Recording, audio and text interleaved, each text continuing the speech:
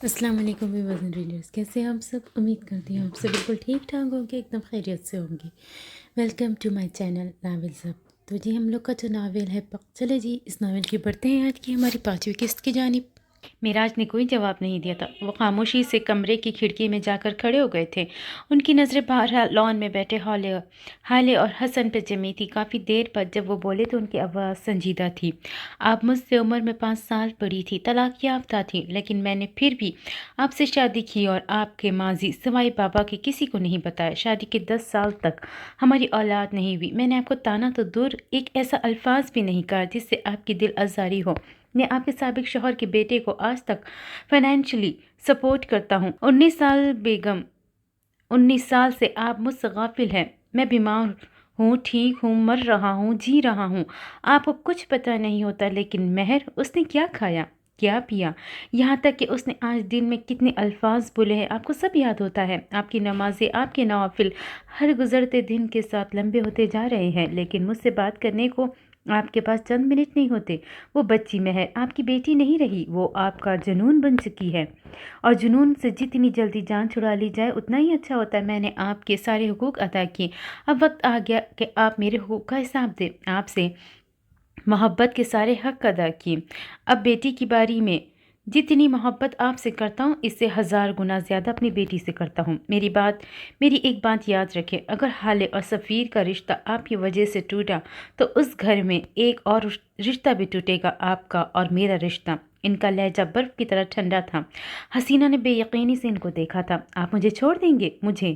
وہ اپنے سینے پہ انگلی سے دستک دیتی پوچھ رہی تھی۔ آپ ایسا سوچ بھی کیسے سکتے ہیں؟ میں وہی ہوں جس سے شادی کرنے کو آپ نے 6 سال میرے ابا کے در کے چکر لگائے تھے، کتنے وعدے، کتنے عہد کیے تھے آپ نے، آج اس دن کے لیے۔ ان کے آنسو ٹپ ٹپ بہہ رہے تھے، ان کے لہجے میں دکھ تھا۔ معراج کے دل کو کچھ ہوا تھا، وہ ان کے قریب آ کر بیٹھ گئے تھے اور ان کے دونوں ہاتھ تھام لیے تھے۔ حسینہ نے ہاتھ چھڑوانا چاہا لیکن معراج نے گرفت مضبوط کر دی۔ میں نہیں جانتا کون سا گلٹ آپ کو کھا رہا ہے، کون سا راز آپ کو کھوکھلا کر رہا ہے، کیا چیز آپ کے دل کا خون چوس رہی ہے، میں نہیں جانتا، لیکن میں یہ جانتا ہوں کہ کچھ راز کھول دینے چاہیے، کچھ گلٹس کو نوچ کر باہر پھینکنا چاہیے، کچھ باتوں کو کہہ کر دل ہلکا کر لینا چاہیے، صحیح وقت پر قابل اعتبار لوگوں کے ساتھ۔ میں آپ کا صحیح وقت ہوں، مجھ پر اعتبار کر کے دیکھیں ایک بار، میں آپ سے وعدہ کرتا ہوں آپ کو مایوسی نہیں ہوگی۔ ان کے لہجے میں مان تھا، یقین دہانی تھی۔ حسینہ کے جی میں آیا کہ سب کچھ کہہ دے، سب بتا دے، لیکن پھر ایک آواز ان کی کان کے پردوں پر لہرائی تھی۔ کوئی بھی آپ کا خلوص نہیں سمجھے گا، کوئی بھی آپ کا یقین نہیں کرے گا، کوئی بھی۔ ان کے کانوں میں مسلسل یہی تکرار چلتی رہی اور بالآخر مجھے جانے دے، مہر کو بخار ہے، میں آج رات اس کے پاس رہوں گی۔ وہ سپاٹ سے لہجے میں بولتی، نرمی سے اپنا ہاتھ چھڑاتی کمرے سے نکل گئی تھی۔ معراج صاحب نے افسوس سے ان کو جاتے دیکھا تھا۔ چھوٹے سے لان والا گھر اب اداس نہیں تھا، اجڑی ہوئی گھاس کو گویا نئی زندگی ملی تھی۔ عمر اپنی چھوٹی سی سائیکل پہ یہاں سے وہاں چکر لگا رہا تھا۔ نفیسہ کو پاکستان آئے 2 مہینے بیت چکے تھے، ان کا سارا دن مصروف گزرتا، گو کہ وہ اب لاء کی پریکٹس نہیں کر سکتی تھی، لیکن پھر بھی وہ گھر سے تیار ہو کر روزانہ اسی وقت نکلتی جیسے پہلے نکلتی تھی۔ ان کے معمولات میں کوئی فرق نہیں آیا تھا۔ آج وہ گھر پر تھی اور انہوں نے زری کو بھی اپنے گھر بلا رکھا تھا۔ چھوٹی سی گول میز پہ کھانے کے برتن اب بھی رکھے تھے جنہیں زری اٹھا کر کچن میں رکھ رہی تھی، جبکہ نفیسہ خاموشی سے ان کو دیکھ رہی تھی۔ زری تمہارا اور میرا کیا تعلق ہے؟ نفیسہ کے اچانک سوال پر زری نے اچنبے سے ان کو دیکھا تھا۔ کیا مطلب ہے اس بات کا؟ ہم دونوں بچپن کی دوست تھے اور میں تمہاری کزن کی بیوی بھی ہوں۔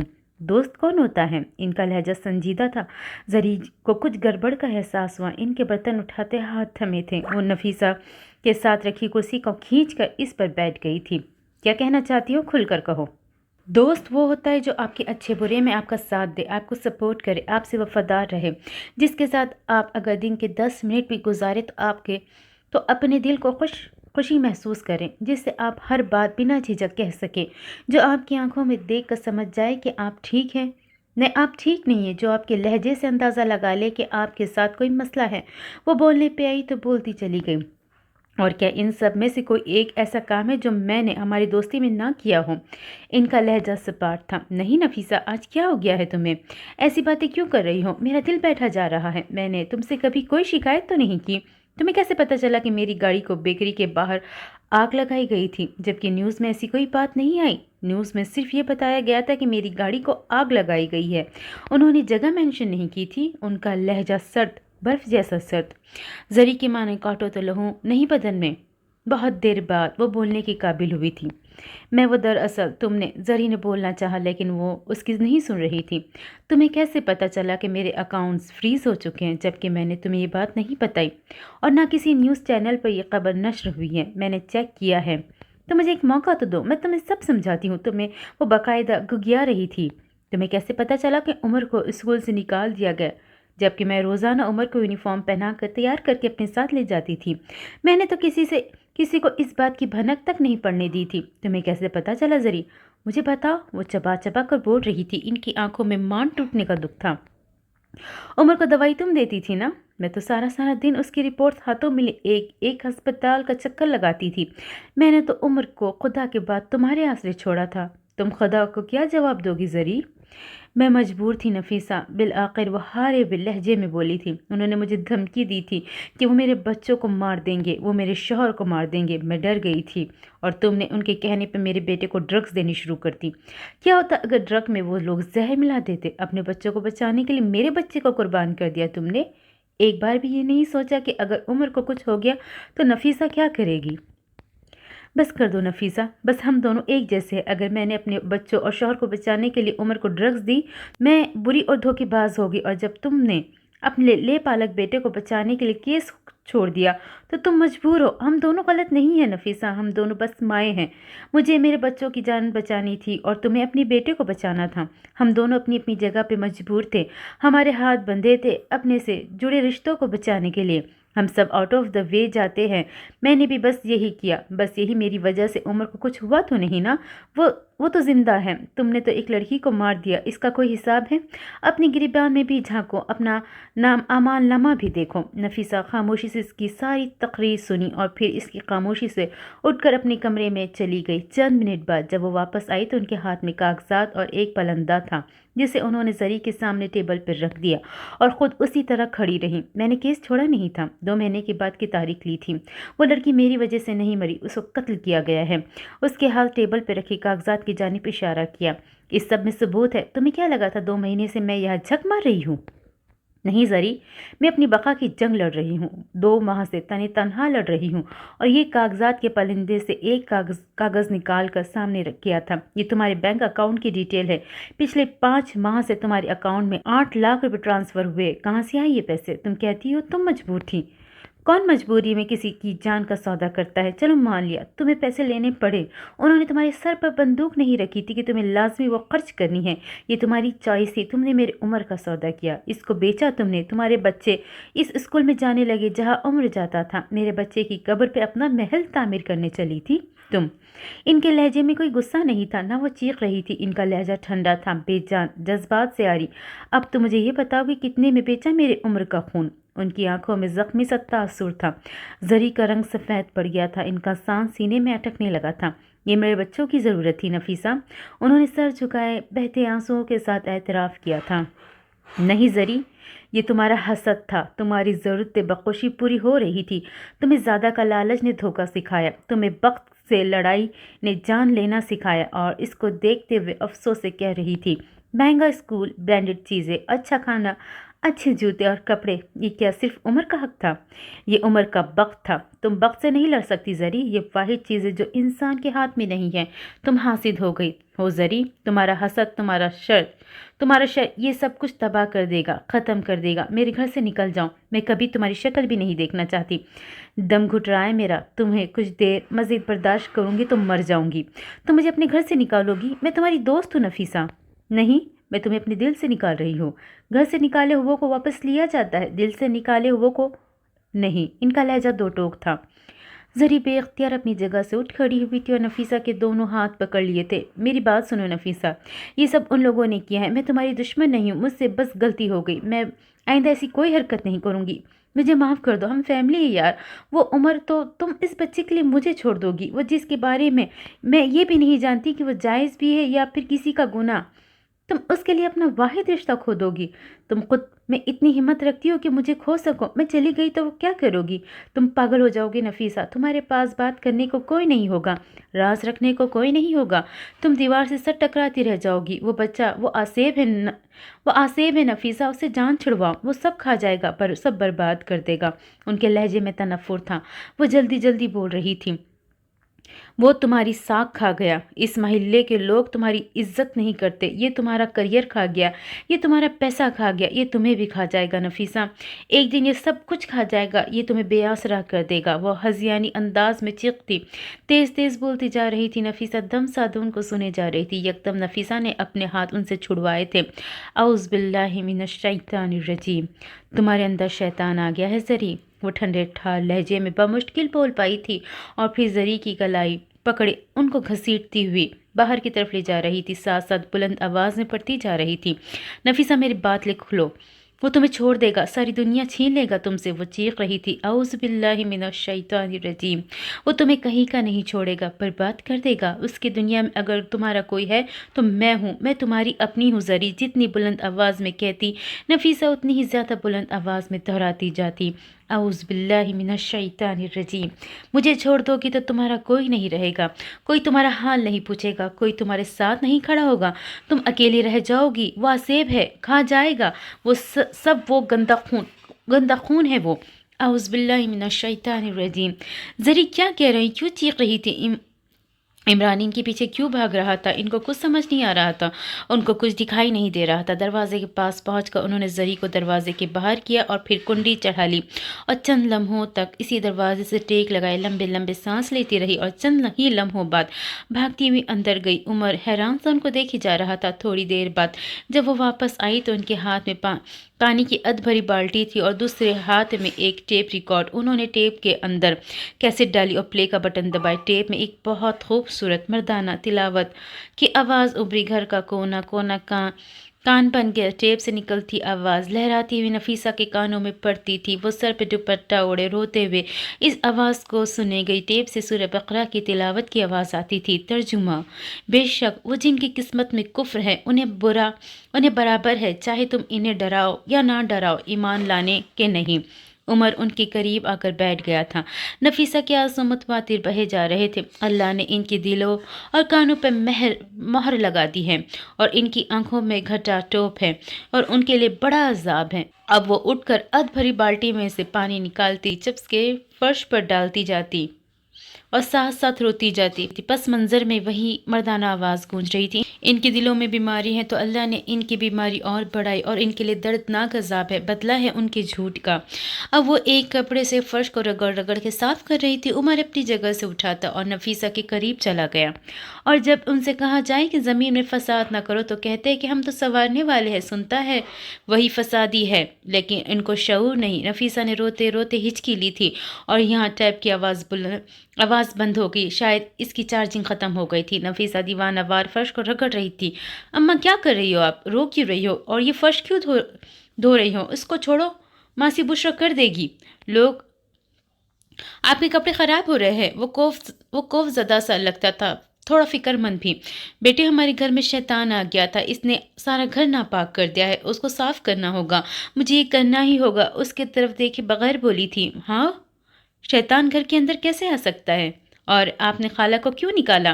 شیطان آ سکتا ہے بیٹا، وہ زری کے اندر آ گیا تھا، تم نہیں جانتے، میں جانتی ہوں، وہ آیا تھا، اس نے میرے دل میں وسوسہ ڈالا ہے، اس نے زری کے ذریعے میرے دل میں وسوسہ ڈالا ہے، وہ آیا تھا، مجھے اس گھر کو پاک کرنا ہوگا، اس دل کو پاک کرنا ہوگا۔ اس کو جواب دے کر ایک بار پھر اپنے کام میں جٹ گئی تھی، فرش پہ پانی گراتی، بلند آواز میں دہراتی، اعوذ باللہ من الشیطان الرجیم۔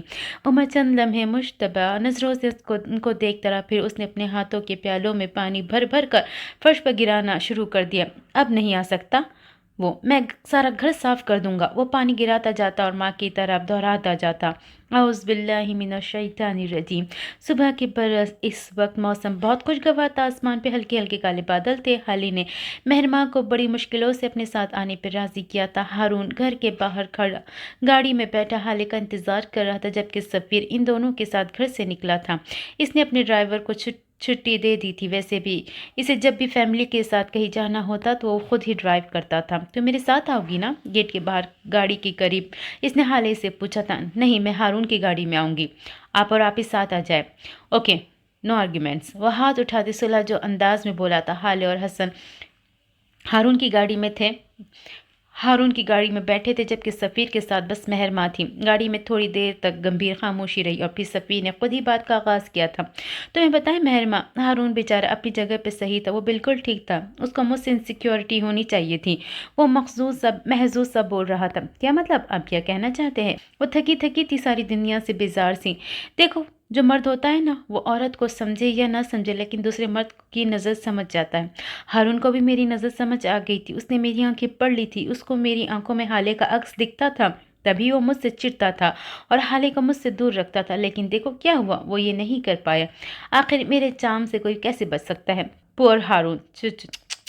आखिर में इसने कहाँ से लगाया, जैसे अपनी बात को इंजॉय किया हो, जबकि मेहर का रंग बुझ सा गया। इसके दिल को धक्का सा लगा। आप उससे मोहब्बत करते हैं? इसने पता नहीं क्यों किस दिल से ये सवाल पूछा था। जाहिर है वो ख़ानदान की सबसे हसीन लड़की है, इंटेलिजेंट है, बोल्ड है, आउट ऑफ स्पोकन है। इससे कौन मोहब्बत नहीं करेगा? वो हाले, क्या वो भी यही जज्बात रखती है आपके लिए? आप श्योर है? सफ़ीर सुल्तान को किसी की मोहब्बत की ज़रूरत नहीं है। वो अगर मुझसे मोहब्बत ना भी करती तो तब भी मैं इसको अपना बना लेता। तुम खुद सोचो मेहर, क्या है जो मेरे पास नहीं है? पैसा, मकाम, इज्जत, पर्सनालिटी, पावर। इसको मेरा होना ही था। किसी भी तरह कुछ भी करके उसको अपना ही लेता। और देखो, वो आखिरकार वो मेरी है, क्योंकि मैं ये चाहता था। और भला कभी ये हुआ है कि जो चीज़ मैं चाहूँ वो ना हो सके? इसके लहजे में फाते होने का गुरूर था। वो हाले की बात ऐसे कर रहा था जैसे वो कोई ट्रॉफी हो जिसको सफ़ीर जीत कर लाया हो। लेकिन फिर क्यों आप इससे हर बार बहस में हार जाते हैं, हर आर्ग्यूमेंट अधूरा छोड़ देते हैं, और वो जो कह दे आपके लिए हुर्फ़ आखिर हो जाता है? क्योंकि हाले जैसी लड़कियां इसी तरीक़ा भी होती हैं। बस एक दफ़ा इनको ये एहसास दिला दो कि सारे फैसले तो उनकी मर्ज़ी से हो रहे हैं, सारी बातें तो इनकी मानी जा रही है, तो बस ज़रा सी मोहब्बत दिखा दो, तो हाले जैसी जज्बाती लड़कियाँ आपकी झोली में आकर गिरती है। मैं एक बिजनेसमैन हूँ महर, कभी घाटे का सौदा नहीं करता। मुझे पता है कब कहाँ क्या बोलना है, क्या करना है। देखना एक दिन आएगा जब हाले मुझसे आर्ग्यू तो छोड़ो, मेरी किसी बात से इख्तलाफ भी नहीं करेगी। और आप ये बात मुझे क्यों बता रहे हैं? मैं समझ गई हूँ कि आपको मुझसे फेवर चाहिए होगी, है ना? वो ज़ख्मी मुस्कुराहट के साथ बोली थी। वाह यार, तुम तो बहुत ज़हीन हो। ज़ाहिर है मुझे फेवर चाहिए। वो खुलकर मुस्कुराया था। और आपको क्यों लगता है कि मैं आपका कोई काम करूँगी?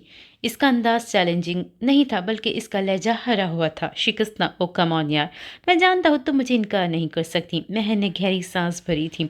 अलबत्ता कुछ कहा नहीं था।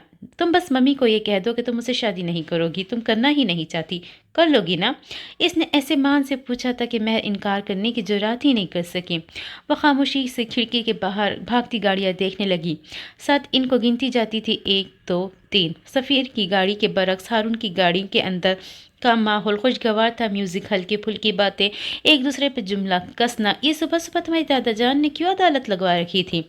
घर के सब बड़े इनके कमरे में जमा थे, पर वह चची को भी मैंने वहीं से निकलते देखा। काफ़ी गुस्से में थे और फूफू जान भी उदास थी। हारून ने म्यूजिक की आवाज़ कम करते हुए हाले से पूछा था। हाले ने एक नज़र पिछली सीट पर बैठे हसन को देखा और कोई जवाब नहीं दिया। हारून समझ गया, तभी हसन को मुखातिब करता बोला, हसन मेरी बात सुनो। तुम्हारी बहन का रिश्ता तय होने वाला है और मुझे यही लगता है कि सुबह एक गोल में इस कॉन्फ्रेंस इसी लिए लगी थी। हाले अब बताओ मुझे सारी बात, क्या चल रहा है? हसन का मुंह खुले का खुला रह गया था, लेकिन हारून को उसको नज़रअंदाज किए गया। मुझे नहीं पता, मैंने बच्चों से पूछा था, उन्होंने यही बताया कि बस शम्स चचा और चची को बुलाया था। बाबा से तो कल रात ही कुछ बात की थी दादा जान ने। अब वो बात क्या है मुझे नहीं पता। इसने तफसील से जवाब दिया था। ये चल क्या रहा है? मुझे कुछ बताएगा? मैं तुम्हारा भाई हूँ, तुम्हारा वारिस। मेरे बगैर तुम्हारे रिश्ते की बात कर सकता है? और हारून भाई, आप कब लाए रिश्ता? मैं कहाँ था? वह हैरान सा सवाल पे सवाल किए गया। मेरे प्यारे भाई, हाले को इस पे प्यार आया था। कितनी फिक्र है ना तुम्हें मेरी। मैं एवी तुमसे इतना लड़ती रहती हूँ। अब पक्का भी तुम्हें कभी तंग नहीं करूँगी। कितना अच्छा है ना मेरा भाई? हारून से तायद चाहिए थी, मैं रिश्ता नहीं लाया। सफ़ीर और हाले की बात हो रही है, वो संजीदा सा बोला था।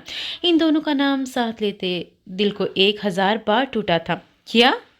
ओह वो चिल्लाया था नहीं, ये कैसे हो सकता है, ये मैं होने ही नहीं दूंगा, तुम सफ़ीर भाई से शादी नहीं कर सकती, मैं करने ही नहीं दूंगा। क्यों नहीं कर सकती, बताना पसंद करोगे गेंडे? वो तब के बोली थी, तुम हारून भाई से शादी करो और रुखसत हो जाओ, सुल्तान मंजिल से, आई समझ? वो दो टोक लहजे में बोल रहा था। हारून मुस्कुराहट दबाई थी, जबकि हाले को तो आग ही लग गई थी।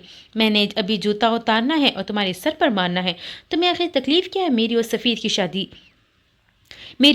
शादी से? तकलीफ ही तो है आधी जिंदगी तो तुम मेरे सर पे मुसल्लत रही, अब सफ़ीर भाई से शादी करके तुम सुल्तान मंजिल की मलिका बन जाओगी, और मेरी न पहले कोई इज्जत थी न अब कोई होगी। क्या क्या नहीं सोचा था मैंने, तुम हारून भाई से शादी करके चली जाओगी और मैं सुल्तान मंजिल का बेताज बादशाह बनूंगा, लेकिन नहीं, तुमसे कहाँ बर्दाश्त हुई मेरी हुकूमत। भाई मैं नहीं जानता कुछ, तुम इस रिश्ते से इनकार कर दो। बादशाह तो तुम फिर भी नहीं बन सकते, सफ़ीर तुमसे बड़ा है, इसकी हुकूमत होगी सुल्तान मंजिल पर। वो उसको तमारने को बोली थी। हाँ ठीक है, वजीर ही बन जाता मैं, मुझे वो भी कबूल था, वो मुंह बिसोर कर बोला था। बकुमत हसन गुलाम, चलती गाड़ी से धक्का दे दूंगी तुम्हें, अब आवाज़ ना आई तुम्हारी? हाँ हारून तुम क्या बता रहे थे? इसको डपट कर हारून की जानिब मुतवज्जे हो चुकी थी, जबकि हसन बेबसी से इसको देख कर रह गया था। इसके तो सारे ख्वाब ही टूट गए थे। वो पांचों शहर के एक बहुत महंगी डायमंड शॉप में मौजूद थे। हसन खामोशी से एक सिंगल सोफे पर बैठा, महर भी इसके साथ वाली सोफे पर मखमूम से बैठी थी। हाले काउंटर के सामने खड़ी अपने लिए कुछ पसंद कर रही थी। हारून इसके साथ ही खड़ा था, जबकि सफ़ीर इनसे ज़रा फासले पर एक कॉल सुने ठहर गया। हारून ने हाले को एक अंगूठी पसंद कर ली थी। वह हाले की हर बर्थडे पे अंगूठी गिफ्ट करता था। हाले ने भी अपने लिए एक ब्रेसलेट निकलवाया था। वही ब्रेसलेट महर को दिखाने वो सामने रखी सोफों की जानिब बढ़ गई थी। तभी सफ़ीर हारून के साथ आ खड़ा हुआ, इसके हाथ में पकड़ी अंगूठी उचक ली। हारून ने इसको खजाने वाली नज़रों से देखा था। ये रिंग मैंने पसंद की हाले के लिए, तुम कुछ और देखो सफ़ीर वो नागवारी से बोला था। अब ये मुझे पसंद है, वह अंगूठी के तनकीदी नज़रों से देखता बोल रहा था। वैसे भी जब लड़की ही तुम्हारी नहीं रही तो इस रिंग का क्या करोगे? एक और बात, हाले को रिंग देने का इख्तियार बस मेरा है, अब तुम्हें चाहिए कि कुछ और देख लो यार। वैसे एक बात है, तुमसे चीज़ें छीनना पता नहीं कि मुझे इतना पसंद है, वह हल्की सी मुस्कुराहट के साथ बोल रहा था, जबकि इसकी आंखों में वाज़ेह तंज था। ये रिंग खामोशी से मुझे वापस कर दो सफ़ीर, वरना अच्छा नहीं होगा। ओह क्या कर लोगे तुम्हें पता है सफ़ीर, मैं पागल हूँ, ये बात आधा शहर जानता है, और अगर तुम्हें यकीन नहीं तो फिर मैं क्या करूँगा कि वो जो सामने इंडोर प्लांट्स के बड़े बड़े गमले हैं ना, उंगली से गमलों की जानिब इशारा किया था, ये गमले उठाकर तुम्हारे सर पे दे मारूंगा, और अगर फिर भी मुझे सुकून नहीं मिला तो इस शॉप की हर दीवार में तुम्हारा सर मारूंगा। और पता है मुझे कोई कुछ नहीं कहेगा। बताओ क्यों? इसलिए नहीं कि मेरे बाप का सरकारी ओहदेदार है, बल्कि इसलिए कि उसके कान के पास झुका, क्योंकि मैं पागल हूँ। वो चबा चबा कर बोला था, फिर हथेली खोल कर इसके सामने की साथ किन अखियों से इशारा किया था, रिंग वापस करो। सफ़ीर आंखों में खून लिए उसको देखता रहा, फिर रिंग उठा के उसके हथेली पे दे मारी थी।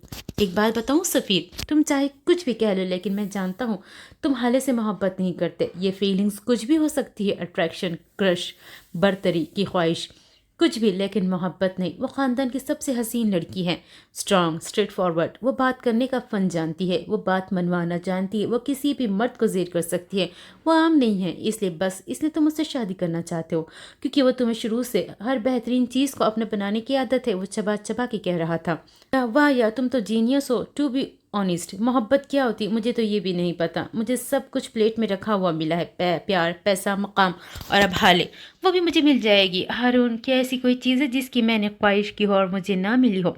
वो मुस्कुराते हुए बोल रहा था, आई लाइक हर, और मुझे लगता है ये बहुत है। मोहब्बत के चक्कर में बेवकूफ़ लोग पड़ते हैं, तुम जैसे पागल। मैं वैसा नहीं हूँ, मैं हर काम सोच समझ कर करता हूँ। हाले को मैंने हर जाविये से देखा है, वो परफेक्ट है, और हर परफेक्ट चीज़ पर सफ़ी सुल्तान का हक है। और अगर मैं ये बात हाले को बता दूँ तो मैं तो डर गया, देखो मैं कांप रहा हूँ, जैसे महजूज हुआ था। वो इस वक्त मेरी मोहब्बत में गिरफ्तार है। हारून, तुम क्या अर्श से फरिश्ते भी अगर उतर आए मेरे बारे में कुछ कहेंगे तो हाले यकीन नहीं करेगी। मैंने कच्ची गोलियां नहीं खेली हारून, मैंने इसको काबू कर रखा है। ऐसे इसको लगता है कि इसकी मर्जी चल रही है, हालांकि वो मेरा हुक्म मानती है।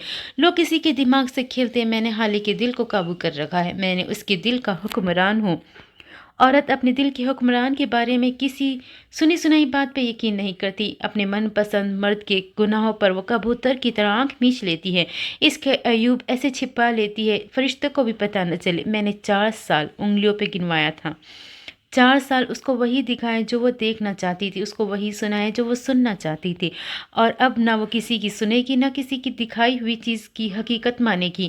وہ دل جلانے والی مسکراہٹ کے ساتھ بول رہا تھا۔ ہارون نے جواب میں کچھ کہنے کو منہ کھولا ہی تھا کہ تبھی انہوں نے حالے کو اپنی جانب آتے دیکھا۔ ہارون نے فوراً خود کو کمپوز کر لیا تھا۔ تم نے یہ رنگ پسند کی ہے کیا ہارون؟ وہ اس کے ہاتھ سے موجود انگوٹھی کو دیکھتی پوچھ رہی تھی۔ ہاں کی تھی، لیکن ابھی اس پہ گند لگ گیا ہے، اس لیے یہ نہیں لیں گے، ہم کچھ اور دیکھ لیتے ہیں، اوکے؟ سفیر کا تو مانو خون ہی کھول گیا تھا، جبکہ حالے نے محض سر ہلایا تھا۔ وہاں سے نکلنے کے بعد وہ سب مال گئے تھے۔ کافی دیر کی خواری کے بعد حسن اور ہارون کی شاپنگ مکمل ہو گئی تھی۔ مہر نے کچھ نہیں خریدا کیونکہ حالے نے جو کچھ اپنے لیے لیا وہی سیم اس کے لیے بھی لیا تھا۔ سفیر کو ہر 2 منٹ کے بعد کوئی نہ کوئی کال آ جاتی تھی، جس کی وجہ سے اس نے ابھی اپنے لیے کچھ نہیں خریدا تھا۔ وہ ابھی بھی کال سن کر آیا تھا۔ حسن تو مہر کو لے کر فوڈ کورٹ چلا گیا تھا، اس سے بھوک نہیں برداشت ہوتی تھی۔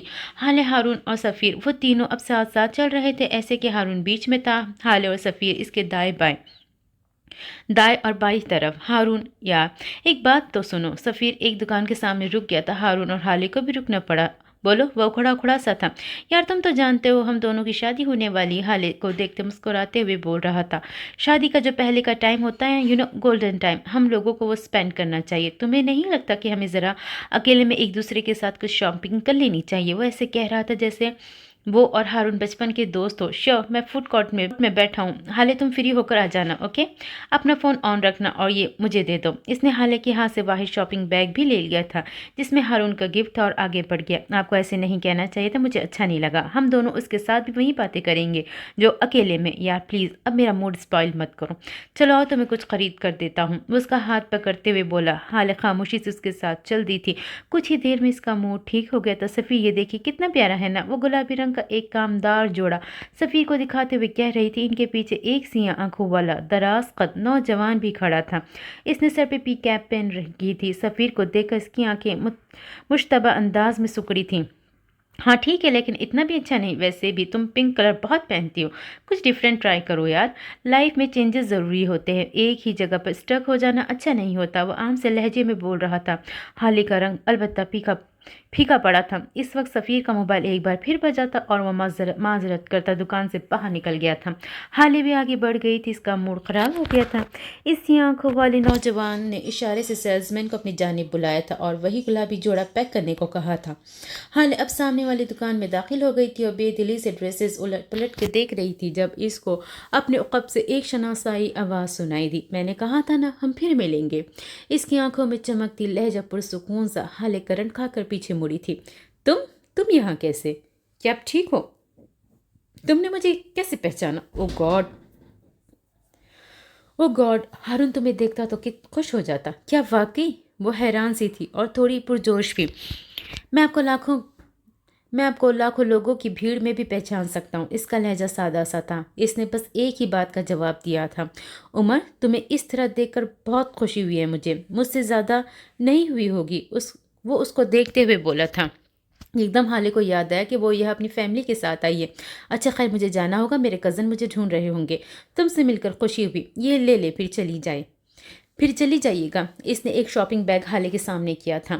اس میں کیا ہے؟ وہ اس کے ہاتھ سے وہ بیگ لیتے ہوئے پوچھ بیٹھے، لیکن وہ خاموش رہا تھا۔ حالے نے اس نیلے رنگ کے بیگ کے اندر دیکھا تو اس میں وہی گلابی جوڑا تھا۔ اس کے چہرے کے زاویے بگڑے تھے۔ تم ہماری باتیں سن رہے تھے، اور اگر سن بھی رہے تھے تو تمہیں یہ خوش فہمی کیوں ہو گئی کہ میں تم سے یہ ڈریس لے لوں گی؟ وہ تب ہی تو گئی تھی جبکہ وہ بالکل پرسکون سا تھا۔ میں نے آپ کی کوئی بات جان بوجھ کر نہیں سنی، اور یہ ڈریس میں شکریہ کے طور پہ دے رہا ہوں۔ آپ نے اس رات میرے لیے جو کچھ بھی کیا، میں آپ کا شکر گزار ہوں۔ مجھے خون دینے کے لیے اور مجھے بچانے کے لیے شکریہ۔ میں یہ نہیں لوں گی تم سے۔ اور ایک بات، اور آج کے بعد اگر آئندہ کبھی بھی مجھے کہیں دیکھ بھی لو تو ایسا گزر جانا جیسے مجھے جانتے بھی نہیں ہو، آئی سمجھ؟ वो कहकर रुकी नहीं थी, दरवाजे की जानिब बढ़ गई थी। आपको पिंक पसंद हो या सिया, किसी को हक नहीं है कि वो आपको जज करे। जिनसे आप मोहब्बत करते हैं उनको तो बिल्कुल नहीं, क्योंकि जब आप किसी को जज करने लग जाते हैं तो आपके पास उनसे मोहब्बत करने का वक्त नहीं रहता। आपके हर वक्त इनके हर काम में कुछ न कुछ ऐसा ढूंढने लगते हैं जिसकी बिना पर आप इसे जज कर सके। इसी तरह आपकी नज़र बस उनकी खामियों पे होती हैं, आप इनमें अच्छाई नहीं देख पाते। जिनसे मोहब्बत करें उनकी सिया से भी मोहब्बत करें, इनके पिंक से भी मोहब्बत करें, और अगर नहीं कर सकते तो इन्हें जज मत करें। और अगर आप ये सब नहीं कर सकते तो मोहब्बत के झूठे दावे ना करें। इसका लहजा वैसा ही था, खूबसूरत, पुरसकून। हाले तो गोया बुत बन गई थी, बुत, पत्थर का बुत। काफ़ी देर बाद इसने मुड़कर देखा, लेकिन वो जा चुका था। वो जाने के लिए ही आया था। रात गहरी, सिया और तारीख थी। यूसुफ सुल्तान के कमरे में इस वक्त उनके दोनों बेटे बहुएं मौजूद थे, शम्स और मेराज सुल्तान। बाबा जान के पास बेड पर बैठे थे, जबकि फरवा हसीना कमरे में रखे ग्रे रंग के सोफे पर बैठी थी। हसीना मखमूम से थी, जबकि फरवा गैर आराम था। जब बाबा ने बात का आगाज़ किया, मैंने यहाँ आप सबको तमहीन बांधने के लिए नहीं बुलाया, मैं साफ और सीधी बात करने का आदी हूँ। हाले और सफ़ीर मुझे बहुत अजीज़ है। मैं चाहता हूँ कि इन दोनों को एक रिश्ते में जोड़ दिया जाए। वो दोनों भी एक दूसरे को पसंद करते हैं। इसी हवाले से मैं मेराज और उसकी घरवाली से बात कर चुका हूँ। अब मैं तुम्हारी और फरवा की रज़ा जानना चाहता हूँ। फरवा, तुम अपनी ज़ाती इख्तलाफात एक तरफ रख कर जवाब देना। ये मामला तुम्हारे बेटे की सारी ज़िंदगी का है, वो इसकी खुशी का भी। इनकी आवाज़ बारोब और संजीदा थी। बाबा जान, मुझे तो बज़ाहिर कोई कबाहत नज़र नहीं आती इस रिश्ते में, और अगर सफ़ीर की पसंद की बात है तो फिर बात ही ख़त्म है। जैसा आप चाहे, मैं राज़ी हूँ। शम्स खुश दिली से बोले थे, जबकि फरवा ने खा जाने वाली नज़रों से उनको देखा था। सफ़ीर की खुशी या हाले को मिलने वाला हिस्सा सब समझती हूँ मैं, वो दिल ही दिल में बोली थी। बाबा जान, आप सब जानते हैं हाले कितनी बदतमीज़ और उखड़ है। मेराज ने पहलू बदला था, वो मेरी इज्जत बिल्कुल नहीं करती। इसके लिए तो मैं जैसे घर के बड़ों में होती ही नहीं हूँ। कोई अपने घर के बच्चों को इतना जलील नहीं करता होगा जितना वो मुझे करती है। मेराज कुछ बोलने लगे थे कि हसीना ने इनको खामोश रहने का इशारा किया, और महर इसके बिल्कुल बरक्स है। इनके लहजे में जैसे शीरनी से घुल गई थी। वो बहुत फर्माबरदार है और मोहब्बत करने वाली बच्ची है, और सफ़ीर से मोहब्बत करती है। बिन माँ बाप की बच्ची है, हमें उसका हक नहीं मानना चाहिए। मैं चाहती हूँ कि सफ़ीर और महर माँ की शादी हो जाए। यूसुफ सुल्तान ने सारी तकरीर खामोशी से सुनी, और जब बोले तो बस इतना, सारा घर जानता है फरवा हाले कैसी और तुम कैसी। मैं महफिल में बैठकर तुम्हें कुछ सख्त लफ्ज़ नहीं बोलना चाहता, लिहाजा तुम्हारा एतराज़ रद्द हुआ। फरवा ने कुलस के पहलू बदला था। और दूसरी, वहाज की बेटी को बुलवाओ यहाँ, मैं उससे बात करता हूँ। अगर ऐसा कुछ है तो पहला हक उसी का होगा, बाकी सब बाद में। फरवा, तुम्हारा बस एतराज़ है ना। इनके लहजे में बला का सुकून था। फरवा तो मानो खिल उठी थी। जाहिर है महर माँ सब बता देगी, और फिर सारी टेंशन ख़त्म। ज़बरदस्त मुलाजमा के ज़रिए महर को पैगाम भिजवा दिया गया था। 5 मिनट बाद वो सियाह रंग के शलवार कमीज़ में मलबूस यूसुफ सुल्तान के कमरे में आती दिखाई दी थी। इसकी आंखों के पपोटे सूजे हुए थे, मामूल से कुछ ज़्यादा। वो सलाम करके खामोशी से हसीना और फरवा के बीच में आकर बैठ गई थी। इसका एक हाथ सियाह दुपट्टे में छुपा रखा था, ऐसा कि महसूस न होता था। चंद एक गैर ज़रूरी बातों के बाद वह असल मुद्दे पे आए थे। हम सफ़ीर और हाले की शादी के बारे में सोच रहे हैं, इसलिए आपकी भी मर्ज़ी जानना चाहते हैं। अगर आप सफ़ीर में इंटरेस्टेड है तो आप हमें बता सकती है। यूसुफ सुल्तान लिए दिए लहजे में बोले थे, जबकि महर तो इस पे भी खिल उठी थी। कम अज़ कम उन्होंने उसको मुखातिब तो किया। फरवा और हसीना ने इसको उम्मीद से देखा था। ऐसी कोई बात नहीं है अब्बा, सफ़ीर मेरा कज़न है, दोस्त है, और बस इससे ज़्यादा हमारे दरमियान कोई और ताल्लुक़ नहीं है। वो ठहरे हुए लहजे में पुरसुकून से बोल रही थी। अलबत्ता इसकी आंखें इसका साथ नहीं दे रही थीं, इनमें वाज़ेह कर्ब था। वह अपनी सारी ज़िंदगी की जमा पूंजी लुटा रही थी।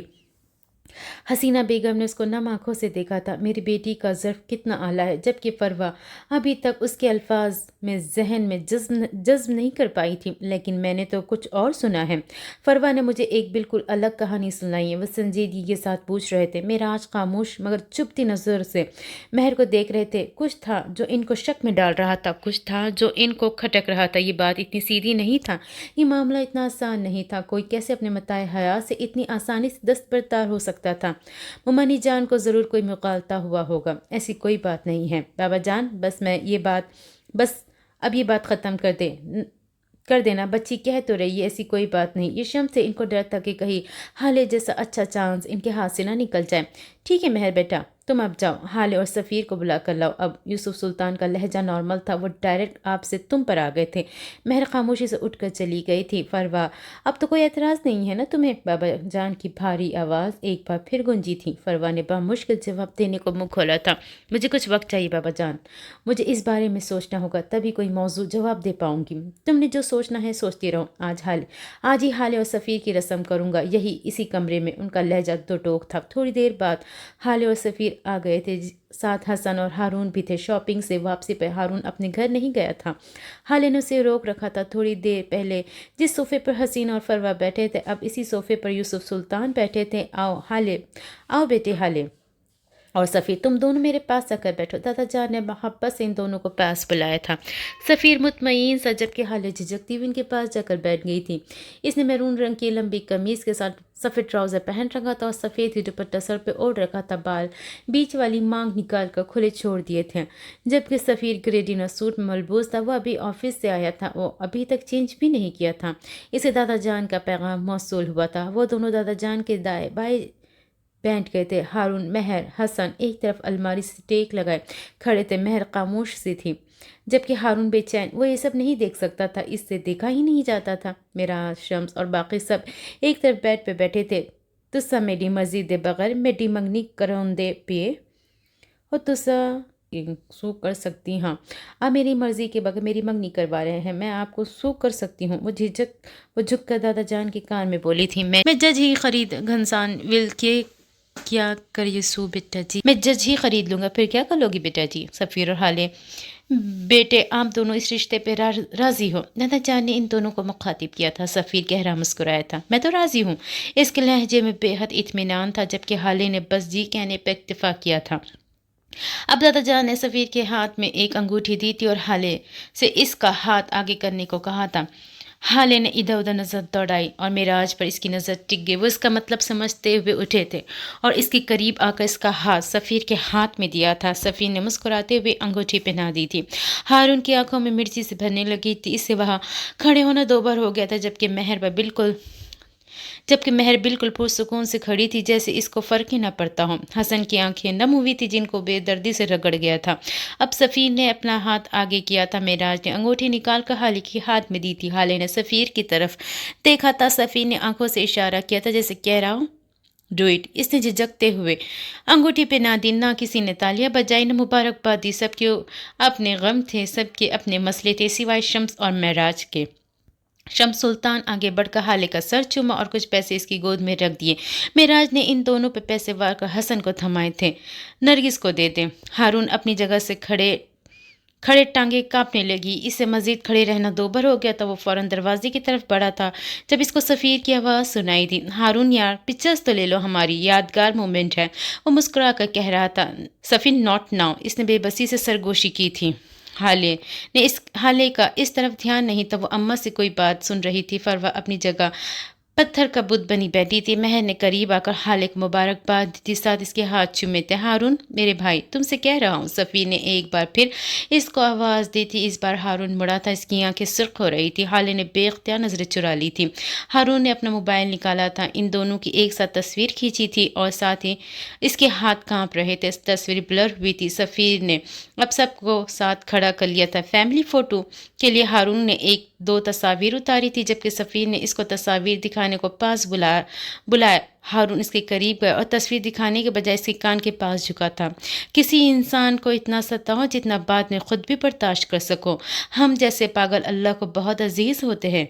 सफ़ीर, हमसे मत उलझो, हमें मत सताओ, वरना खुद भी सताए जाओगे। वो बोल कर पीछे हटा था। सफ़ीर ने लब भींच लिए थे। हारून खामोशी से कमरे से निकल गया था। गेंडे, तुम्हें दावतनामा दो यहाँ आने का? हाले ने दांत कचकचाए थे। मैं नहीं आऊँगा तुम्हारे पास। वह हाले की तरफ देखे बगैर बोला था। क्यों, क्या तकलीफ है? आ जाओ मेरे पास बैठो। मैंने कहा ना मैं नहीं आऊँगा। मैं आ गया तो रो दूंगा। वो नम आंखों से बोला था। हाले और मिराज को इस पे प्यार आया था। अम्मा ने आगे बढ़कर इसको सीने से लगाया था। मेरा बेटा, माँ सदके जाए। इसी वक्त महर माँ कमरे से बाहर निकली थी। हसन इसको जाते हुए देखा था। वो नरमी से माँ के हिसार से निकला था और महर के पीछे गया था। हसीना अब फरवा के पास जा बैठी थी और इनसे कुछ कह रही थी। महर तेज़ तेज़ कदम उठाती जा रही थी। इसका रुख अपने कमरे की तरफ नहीं था, वो छत पे जा रही थी। हसन इसको सीढ़ियाँ फलांगते देख लिया था, वो भी उसके पीछे गया था। महर ने जैसे ही छत पे कदम रखा, आंसू उसकी आंखों से उबल उबल के बाहर आने लगे थे। वो घुटनों के बल बैठकर जोर जोर से रोने लगी थी। हसन भी उसी वक्त छत पर पहुंचा था। महर के रोने की आवाज़ सुनकर वो भागकर इसके पास पहुंचा था। बज्जो, क्या हुआ है? आप रो रही है?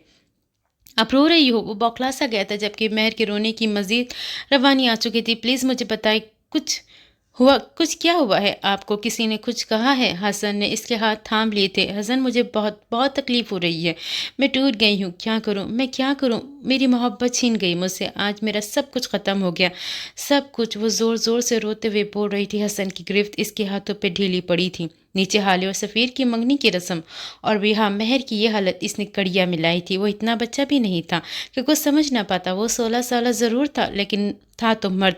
क्या सफ़ीर भाई? इसने बेयकीनी से लफ्ज़ तो तोड़ के अदा किए थे। हाँ हसन, हाँ सफ़ीर, मैं उसको बहुत चाहती हूँ। मेरे भाई, मुझे बहुत तकलीफ़ हो रही है, बहुत ज़्यादा। मेरा दिल जल रहा है। या अल्लाह, मैं क्या करूँ? मुझे सब्र दे अल्लाह। हसन, कुछ करो प्लीज़, मैं तुम्हारी बहन हूँ, मेरे लिए कुछ करो। हसन ने नरमी से इसको गले लगाया था। वो भी मेरी बहन है। इसने जैसे सरगोशी की थी। बच्चों, खुद को संभाले, कोई देख लेगा। आपने दादा जान से बात क्यों नहीं की? इनको बताती ना, आप सब ठीक हो जाता। बल्कि उठे, अभी चल कर बताते, हाले समझ जाएगी। वो आपके लिए कुछ भी कर सकती है। अब्बा ही की खातिर तो कुर्बान किया है सब कुछ। वो गीली आंखों से हारे हुए लहजे में बोली थी। हसन ने अचंभे से उसको देखा था। मैं समझा नहीं, क्या मतलब? मैंने एक मोहब्बत के लिए दूसरी मोहब्बत को कुर्बान कर दी है। मुझे करनी पड़ी हसन, मैं मजबूर थी। क्या किया है आपने? मुझे बताए। वो फिक्रमंद हुआ था। वो कुछ बोली नहीं थी, खामोशी से इसको देखते रही। हसन शायद समझ गया था, तभी बोला, मैं कसम खाता हूँ किसी को कुछ नहीं बताऊंगा। आप मुझ पे यकीन कर सकते हैं। इसके लहजे में मान, इसकी आंखों की यकीन दहानी। वो कैसे न बताती? चंद घंटे पहले इन लोगों को मॉल से वापस आए घंटा भर हो चुका था। महर वापसी पे सीधे अपने कमरे में आई थी और अभी तक वहीं थी। वो अपने बेड पर चित लेटी छत पर लगे पंखे को घूरे जा रही थी जब नरगिस ने इसके कमरे का दरवाज़ा हल्का सा बजाया। पाजी, आपको बड़े साहब अपने कमरे में बुला रहे हैं, साथ आवाज़ लगाई थी। हाले को बुलाया होगा। नरगिस, जाओ उसको बताओ। वो लेटे लेटे बोली थी। लो, मैं भला क्या कम सुनती हूँ? अभी तो मैं सिर्फ 30 साल की हूँ, कान भले चंगे हैं मेरे। इसका बड़ा बेटा 20 साल का था। आपको बुलाया है? जी आपको। उन्होंने बोला, वहाज की बेटी को बुला कर लाओ। महरमा एक झटके से उठी थी। वो मुझे कभी नहीं बुलाएंगे हाले, कभी नहीं। इसने तेज़ी से दरवाज़ा खोला था। इतनी ही तेज़ी से दरवाजे से लगी खड़ी खड़ी नरगिस गिरते गिरते बची थी। हाय अल्लाह, बाजी साह निकाल दिया मेरा तो। वो हौल कर बोली थी। मैंने जैसे सुना ही नहीं।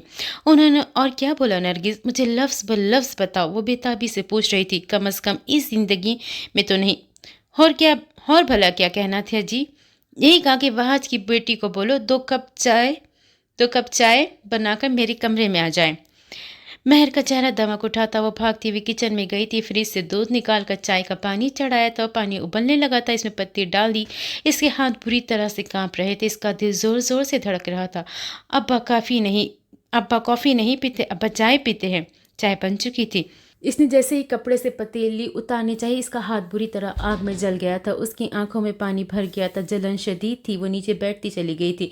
मुंह पे हाथ रखकर तकलीफ जब्त करनी चाहिए। वो देर नहीं कर सकती थी। तभी थोड़ी देर बाद वो उठी थी। चाय बर्तन में डाली, ट्रे सजाया, यूसुफ सुल्तान के कमरे की जानिब पर गई। 2 मिनट की दूरी सदियों पर मुहित थी।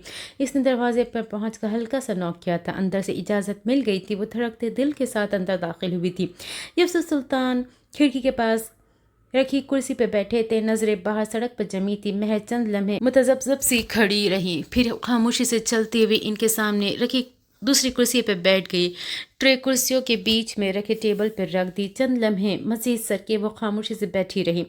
आपको हमेशा मुझसे यही शिकायत रही ना कि मैंने आपको नगी की बेटी नहीं समझता, मैं आपको अपना खून नहीं मानता। उन्होंने बात का आगाज़ किया था। अब्बा, मुझे बस ये आरज़ू रही कि आप मुझे उनकी बेटी तस्लीम करें। मैं आपसे शिकायत करने का सोच भी नहीं सकती, बेकरारी से बोली थी।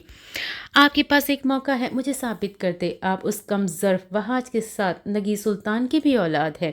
उनका लहजा ठहरा हुआ था। जले हुए हाथ की तकलीफ़ कम हुई थी। کہ کیسے میں یہ کیسے کر سکتی ہوں، میں سب کچھ کر لوں گی۔ وہ تو جیسے تیار بیٹھی تھی، سوچ لیں آپ کر سکے گی؟ وہ تول تول کر بول رہے تھے۔ آپ مجھے تم کہہ سکتے ہیں ابا، میں سب کر لوں گی، آپ حکم کریں۔ میں آپ کو تب تم پکاروں گا جب مجھے یقین ہو جائے کہ آپ واقعی نگی کی بیٹی ہیں، اسی کی طرح اعلیٰ ظرف، اسی کی طرح باوقار۔ آپ بتائیں مجھے کیا کرنا ہوگا؟ سفیر کی محبت سے دستبرداری دینی ہوگی، وہ بے لچک انداز میں بولے تھے۔ یکدم جلے ہوئے ہاتھ میں جلے ہوئے دل کا درد بھی شامل ہوا تھا۔ ابا، وہ بے یقینی سے بڑبڑائی تھی، سفیر آپ کو نہیں چاہتا، آپ کو قربانی دینی ہوگی، آپ کو ثابت کرنا ہوگا آپ باوقار ہے۔ اگر یہاں نگی ہوتی تو قربانی دیتی، وہاں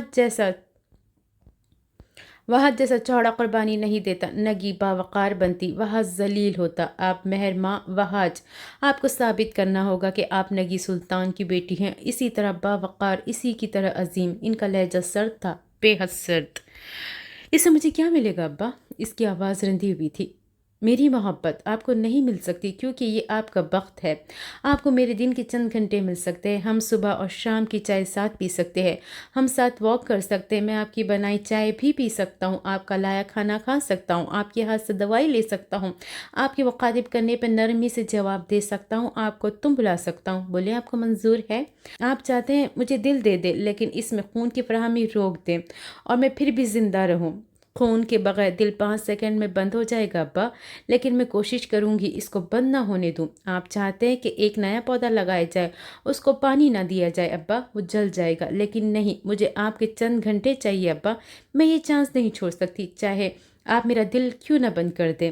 ہاتھ بری طرح جلنے لگا تھا، اس میں ایسی تکلیف اٹھی تھی کہ الامان، مطلب آپ راضی ہیں؟ نہیں، بول دو، منع کر دو، سفیر زیادہ ضروری ہے، اس پہ گیو اپ مت کرو۔ تم اس کو نہیں چھوڑ سکتی، اس کو چھوڑنا تمہیں مار دے گا۔ اس کے دماغ نے بے شمار دلیلیں دی تھی لیکن نہیں، اس کو دل کی سننی تھی۔ کیا میرے پاس کوئی اور آپشن ہے؟ وہ زخمی مسکراہٹ کے ساتھ بولی تھی۔ ٹھیک ہے، پھر جائے، آج رات آپ کو ایک بار پھر بلاؤں گا، اب آپ جا سکتی ہیں۔ انہوں نے ایک بار پھر اس کو مڑ کر نہیں دیکھا تھا۔ اور چائے؟ میں وہاں کی بیٹی کے ساتھ چائے کافی نہیں پی سکتا، اسے لے جاؤ، جب ثابت کر دو تم نگی سلطان کی بیٹی ہو تب چاہے زہر لے آنا، یوسف سلطان پی لے گا۔ وہ بے بسی سے لب کچلتی اٹھی تھی، اس نے اپنی متاع حیات کا سودا کیا تھا، وہ بھی صرف کسی کے چند گھنٹوں کے لیے۔ یہ محرومی کیا کرواتی ہے؟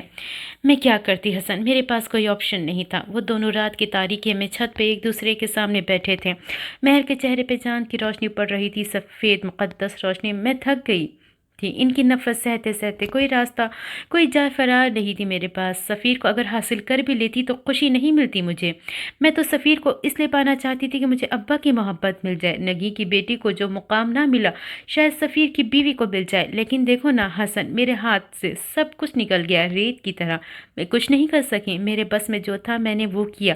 حسن، مجھ سے یہی ہو سکتا تھا۔ حسن چپ چاپ اس کو دیکھے جا رہا تھا، اس کے بڑے اس حد تک جا سکتے اس نے نہیں سوچا تھا۔ اس رات وہ مہر کا ایسا راز کا امین بنا تھا اس کو قیامت تک نہیں کھولنا تھا۔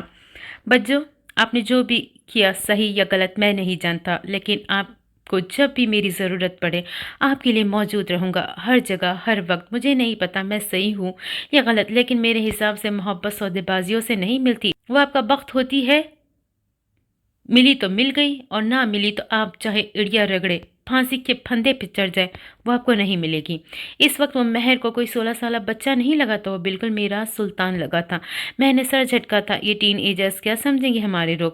حسن اٹھ کھڑا ہوا تھا، وہ ابھی اس کے ساتھ اٹھی تھی، اس کا دل ہلکا ہو چکا تھا، اس نے کسی عام ٹین ایجرز کو اپنا رازدار نہیں بنایا تھا، وہ میرا سلطان کا بیٹا تھا، مر جائے گا لیکن قسم نہیں توڑے گا۔ وہ رات گرم اور حبس زدہ تھی۔ ہارون شاہد سلطان منزل سے آ کر سیدھا اپنے کمرے میں گیا تھا اور ابھی تک باہر نہیں آیا تھا۔ 9 بجنے والے تھے جب نوال اس کے کمرے کا دروازہ نوک کرتے اندر داخل ہوئی تھی۔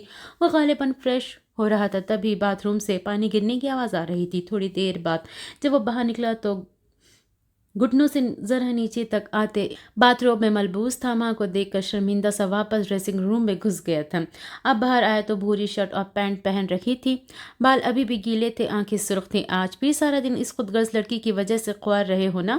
سنا ہے منگنی کروا لی ہے، ہم لوگوں کو بتانا تو دور بھنک تک نہ پڑنے دی۔ واہ زبردست! وہ سخت غصے میں تھی۔ मम्मा ये सब बहुत अचानक हुआ ना, फूफू जान आपको ज़रूर बुला थी। वो अपने बाल बनाते हुए कह रहा था। हाँ, जैसे मैं जानती नहीं तुम्हारे फूफू जान को, तुम किस खुशी में बिन बुलाए बाराती बनकर खड़े हो गए थे वहाँ। मुझे वहाँ रहने का कोई शौक़ नहीं था, ये बस एक इत्तेफाक था। मुझे तो ये तक नहीं पता था कि वहाँ इसकी रस्म होगी, वरना मैं वहाँ कभी ना रुकता। और वो वाकई ना रुकता। हारून मेरे बेटे, क्यों कर रहे हो ये सब? खुद को अजियत क्यों दे रहे हो? तुम नहीं भूल सकोगे उसको, सारी ज़िंदगी इसी अजियत में रहोगे। उसको अपना क्यों नहीं लिया?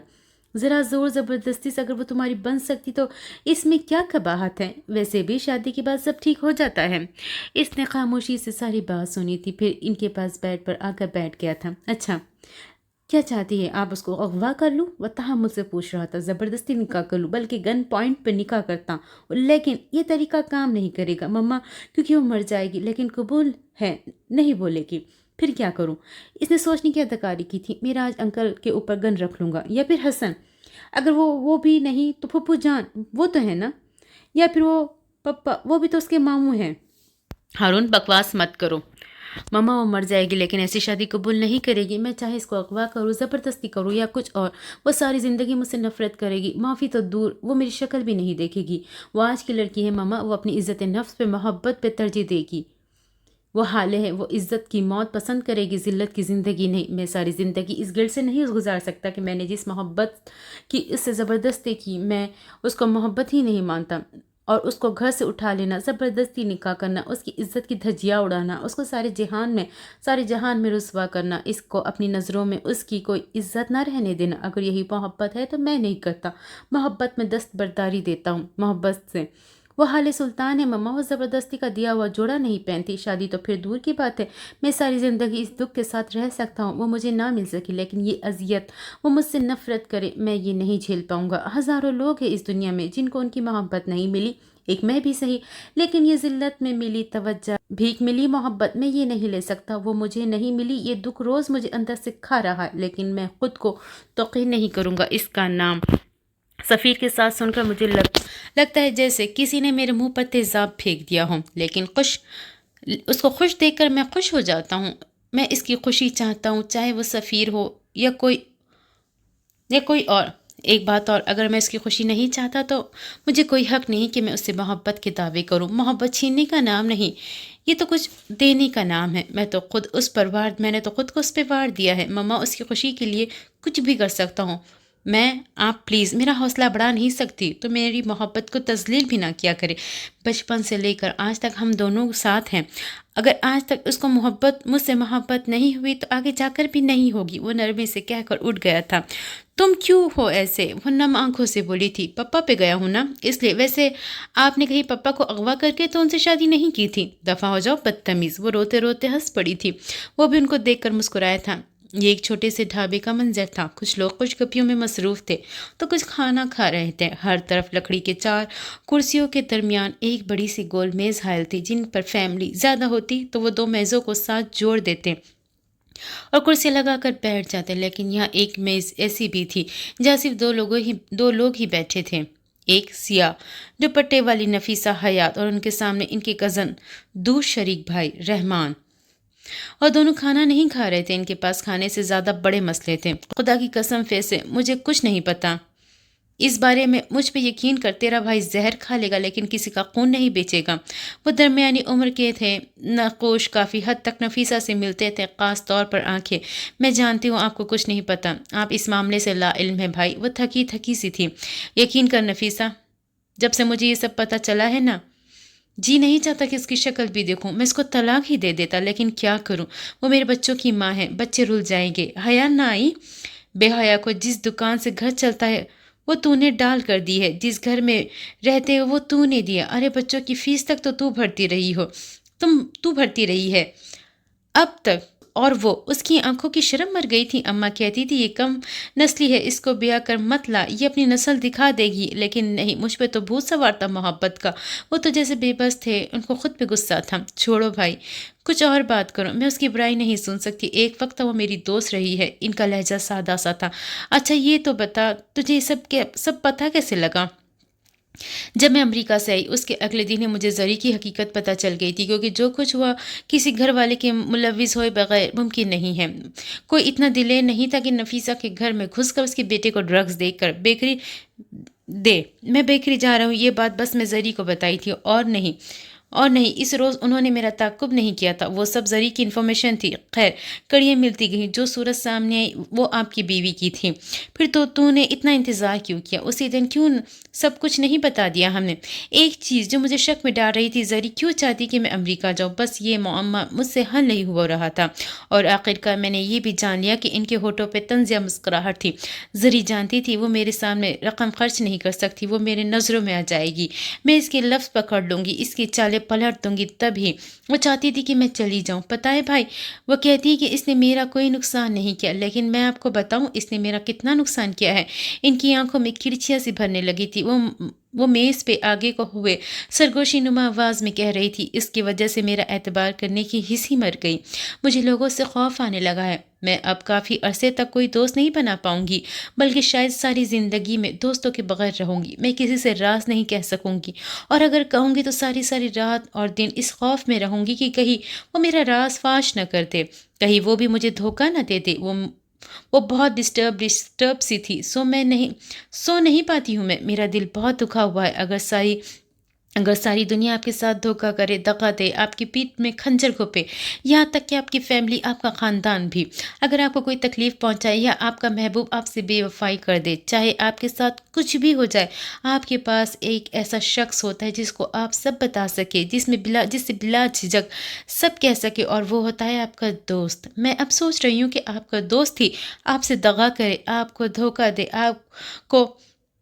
آپ کس سے جا کر کہیں گے؟ بھائی آپ بتائیں میں کس کے پاس جاؤں؟ ان کی آنکھوں کا کرب رحمان کو اپنا دل کٹتا محسوس ہوا تھا۔ فیصے تو غم نہ کر، اللہ ہے نا، وہ تیرے مجرموں کو ایسے نہیں چھوڑے گا، تو اللہ کی بڑی لاڈلی ہے، اس کا تجھ پہ خاص کرم ہے، تو نے اس کا کلام پڑھا اور پڑھایا ہے، تجھے پتہ ہے اللہ کو تجھ سے اتنی محبت ہے، جو کوئی بھی تجھے دھوکہ دیتا ہے نا یا دینے لگتا ہے، اس کا چہرہ تیرے سامنے لے آتا ہے، اور وہ تجھے کبھی مکمل دھوکہ کھانے نہیں دیتا، وہ تیرے اوپر لوگوں کی حقیقتیں بڑی جلدی کھول دیتا ہے، اور جس نے تیرے ساتھ برا کیا ہوتا ہے اس کے ساتھ تو وہ ہوتا ہی کیا، خدا کی پناہ۔ تجھے یاد ہے جب تو نے وکالت کا پرچہ دیا تھا اور جیسے ہی یاد کر کے بتا رہے تھے ان کی آنکھیں چمک رہی تھی، تب اس حال میں سپریڈنٹ نے تجھ سے آدھے میں پرچہ چھین لیا تھا، کیونکہ اس کو پتہ چل گیا تھا کہ تو نے اس کو اپنے خاندان کی کسی لڑکی کو نقل کرواتے دیکھ لیا تھا۔ اس سے پہلے تو اس کے خلاف کچھ کرتی، اس نے بازی پلٹ دی، لیکن پھر جب نتیجہ نکلا تو پاس ہو گئی تھی، تیرا تو آدھا پرچہ ہوا تھا، لیکن اس سپریڈنٹ کی لڑکی پورا پرچہ دیکھ کر بھی فیل ہو گئی تھی، اور پھر اگلے کئی سال جب بھی اس نے پرچہ دیا فیل ہی ہوئی، وہ کبھی پاس نہیں ہو سکی۔ فسے تیرے ساتھ نا انصافی ان کو مہنگی پڑ گئی۔ نفیسہ یک ٹک ان کو بولتے ہوئے سن رہی تھی، ان کی آنکھوں میں کسی قسم کا کوئی تاثر نہیں تھا۔ اور وہ فرقان، وہ تمہارا بچپن کا منگیتر یاد ہے نا، اس نے بھرے محلے میں یہ الزام لگایا تھا کہ تو وکالت پڑھنے نہیں بلکہ آوارہ گردیاں کرنے جاتی ہے، اور باہر، اور کئی بار اس نے خود تجھے لڑکوں کے ساتھ ہوٹلوں میں دیکھا ہے، یاد کر۔ اس کے بعد اس کے ساتھ کیا ہوا تھا؟ اس کی بہن کی شادی عین نکاح کے وقت ٹوٹ گئی تھی، اس کا باپ اسی رات صدمے سے مر گیا، ماں پاگل ہو گئی، اس کی ہونے والی بیوی نے اپنی مایوں کی رات بھاگ گئی، وہ آج تک کنوارا ہے، کسی نے اس کو اپنی لڑکی نہیں دی، اس نے تیری کردار کشی کی، اللہ نے اس کو کہیں کا نہ رہنے دیا، تیری ننند، اس نے تجھے دھکا دے کر تیرا پہلا بچہ مار دیا، اس کے بعد تجھے کبھی اولاد نہ ہوئی۔ اس کے ساتھ کیا ہوا یاد ہے نا، اس کے پانچ بچے ایک ہی سال میں اس کی آنکھوں کے سامنے دم توڑ گئے، اور شوہر حادثے میں مر گیا، وہ دیوانوں کی طرح گلی گلی روتی پھرتی تھی، اس کو دیکھ کر کلیجہ مکاتا تھا۔ میرے پاس ایسے ہزار قصے ہیں، میں کیا یاد دلاؤں، مجھے بہت ڈر لگتا ہے۔ ویسے یکدم ان کی آنکھیں نم ہوئی تھی، ان کا لہجہ کانپا تھا، بڑا ڈر لگتا ہے مجھے زری کے انجام سے، پتہ نہیں اس کے ساتھ کیا ہوگا، دیکھ تو اس کو معاف نہ کر بے شک، لیکن اس کے لیے دعا کرنا، اس کا کیا میری اولاد پہ نہ آ جائے، مجھے میری اولاد بڑی پیاری ہے، اس کے لیے دعا کرنا۔ وہ کم بخت حاسد ہوگی، اس کا پیٹ نہیں بھرتا، اب اس کا حسد اس کو کھا نہ جائے، ویسے اس کے لیے دعا کرنا۔ وہ آخر میں جیسے رو پڑے تھے، اس نے تجھ سے تیرا کریئر چھین لیا، وہ ابھی بول رہے تھے کہ نفیسہ نے ان کی بات کاٹی تھی، اس نے مجھ سے میرا کریئر نہیں چھینا، مجھ سے میرا کریئر میرے ایمان کی کمزوری نے چھینا ہے، عزت، ذلت، موت، زندگی یہ سب تو اللہ کے ہاتھ میں ہوتی ہے، لیکن میں لوگوں سے ڈر گئی۔ مجھے لگا وہ لوگ میرے بیٹے کو مار دیں گے۔ میں نے یہ نہیں سوچا اگر عمر کی زندگی لکھی ہوگی تو وہ لوگ چاہے اس کو گولی مارے یا زہر دے دے، وہ بچ جائے گا۔ زری ان 10 لوگوں کا پلان بالکل پرفیکٹ تھا۔ میرے بیٹے کی بیماری، میرا امریکہ جانا، میرا لائسنس کینسل ہو جانا اور وہاں دیار غیر میں جا کر ہمت ہار جانا اور پھر شرم سے کبھی واپس نہ آنا۔ وہ تنزیہ مسکرائی تھی، لیکن ان لوگوں سے غلطی ہو گئی، بس ایک غلطی۔ اب ان کی آنکھوں میں سرد سا تاثر تھا اور لہجے میں تپش تھی۔ ان لوگوں نے غلط عورت چن لی، انہوں نے نفیسہ حیات کو چن لیا۔ اب میں ان کو بتاؤں گی کہ میں کیا چیز ہوں۔ میرے باپ کی خون پسینے کی کمائی سے میں نے وکالت کا امتحان دیا تھا، بسوں کے دھکے، کئی گھنٹوں کی بھوک، یہ سب میں نے اس لیے برداشت نہیں کی تھی کہ ایک دن کوئی بھی ایرا غیرہ آئے گا اور مجھ سے میرا حق چھین لے گا۔ نہ میں یہ ہونے دوں گی۔ ایک کو گھسیٹوں گی، ایک سے حساب لوں گی، میرے دنوں کی اذیت کا، میری راتوں کے عذاب کا حساب۔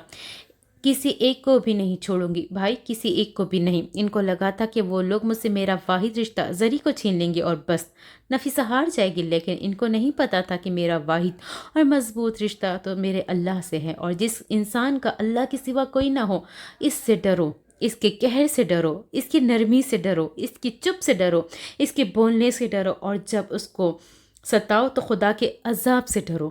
وہ سرد سے لہجے سے بول کر خاموش ہو گئی تھی۔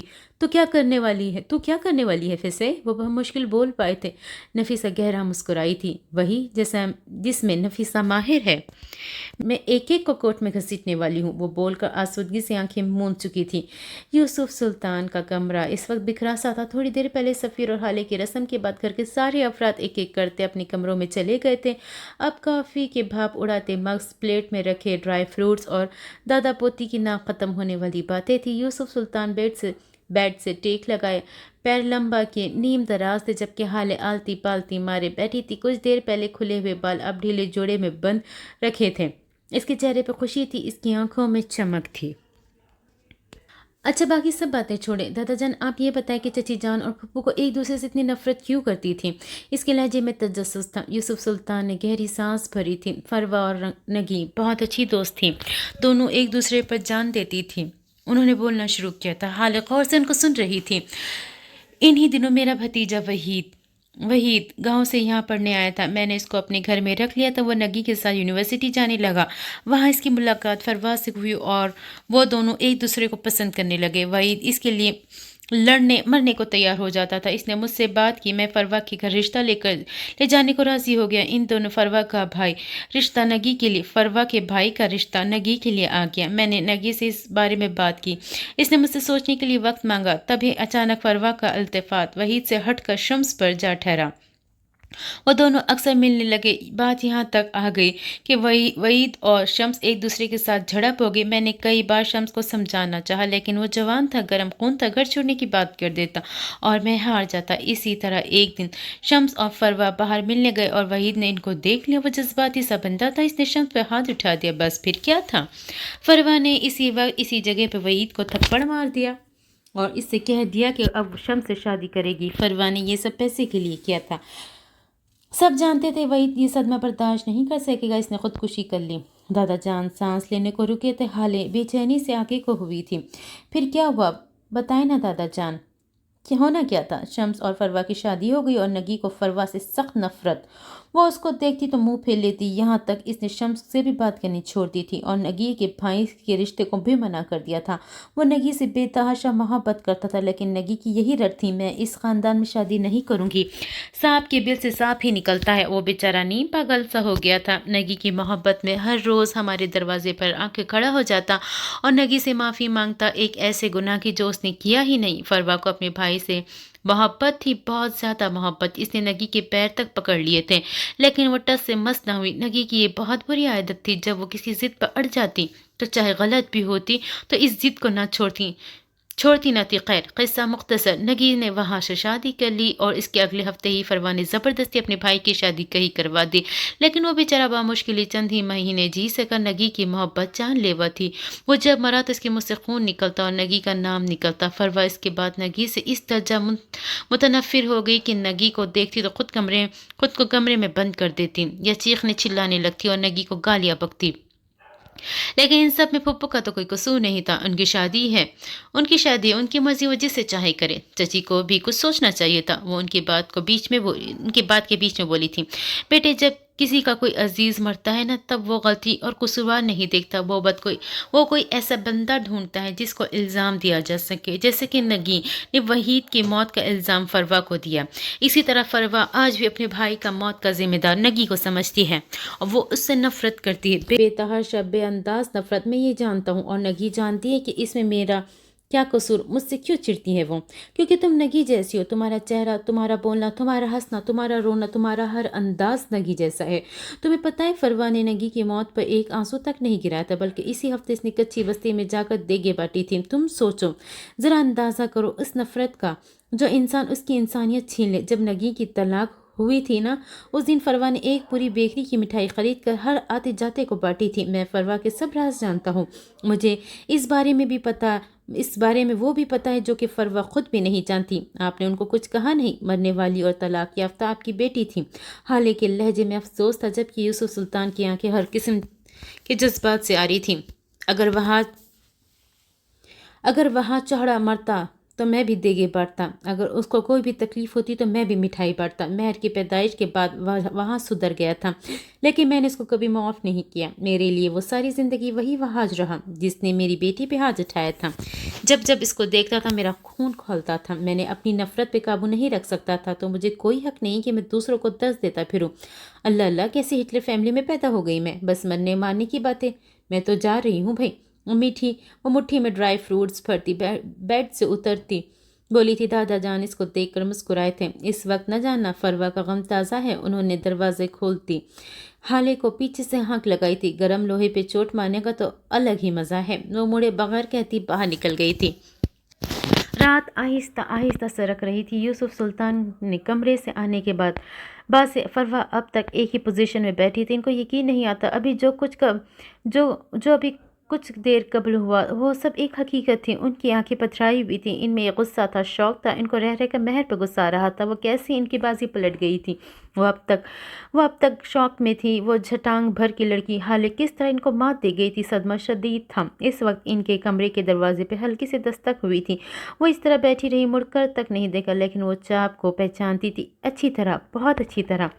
چچی جان میں آ جاؤں؟ وہ ادھ کھلے دروازے پر کھڑی پوچھ رہی تھی۔ حالے میں کم از کم اس وقت تمہاری شکل نہیں دیکھنا چاہتی۔ وہ مڑے بغیر بولی تھی، لیکن میں آپ سے بات کرنے آئی ہوں، آپ سے معافی مانگنے اور صلح کرنے، سب سارٹ آؤٹ کرتے ہیں۔ کب تک آپ اس طرح مجھ سے چڑتی رہے گی؟ وہ بولتی ہوئی فروا کے پاس آ کر بیٹھ گئی تھی۔ اس کا لہجہ ہلکا پھلکا سا تھا، جیسے ان دونوں کے درمیان کسی گڈا گڑیے کی سی لڑائی ہوئی ہو۔ فروا نے پورے کا پورا گھوم کر اس کو دیکھا تھا۔ مجھے تم سے چڑ نہیں، مجھے تم سے نفرت ہے، اتنی کہ اگر تم میرے سامنے مر بھی جاؤ تو میری آنکھ سے ایک آنسو نہ نکلے، اتنی کہ اگر تمہیں میرے سامنے زندہ جلا ڈالے تو اس کو روکو نہ۔ اس کے پاس اس کے بہت قریب بیٹھی قرہ رہی تھی۔ حالے کا سانس سینے میں اٹکا تھا، لیکن وہ بظاہر مسکراتی رہی۔ چلے چھوڑے یہ نفرت محبت، مجھے یہ بتائیں کہ آپ اس رشتے کی مخالفت کیوں کر رہی ہیں؟ میں نہیں چاہتی کہ میری اور سفیر کی شادی آپ کی مرضی کے بغیر ہو۔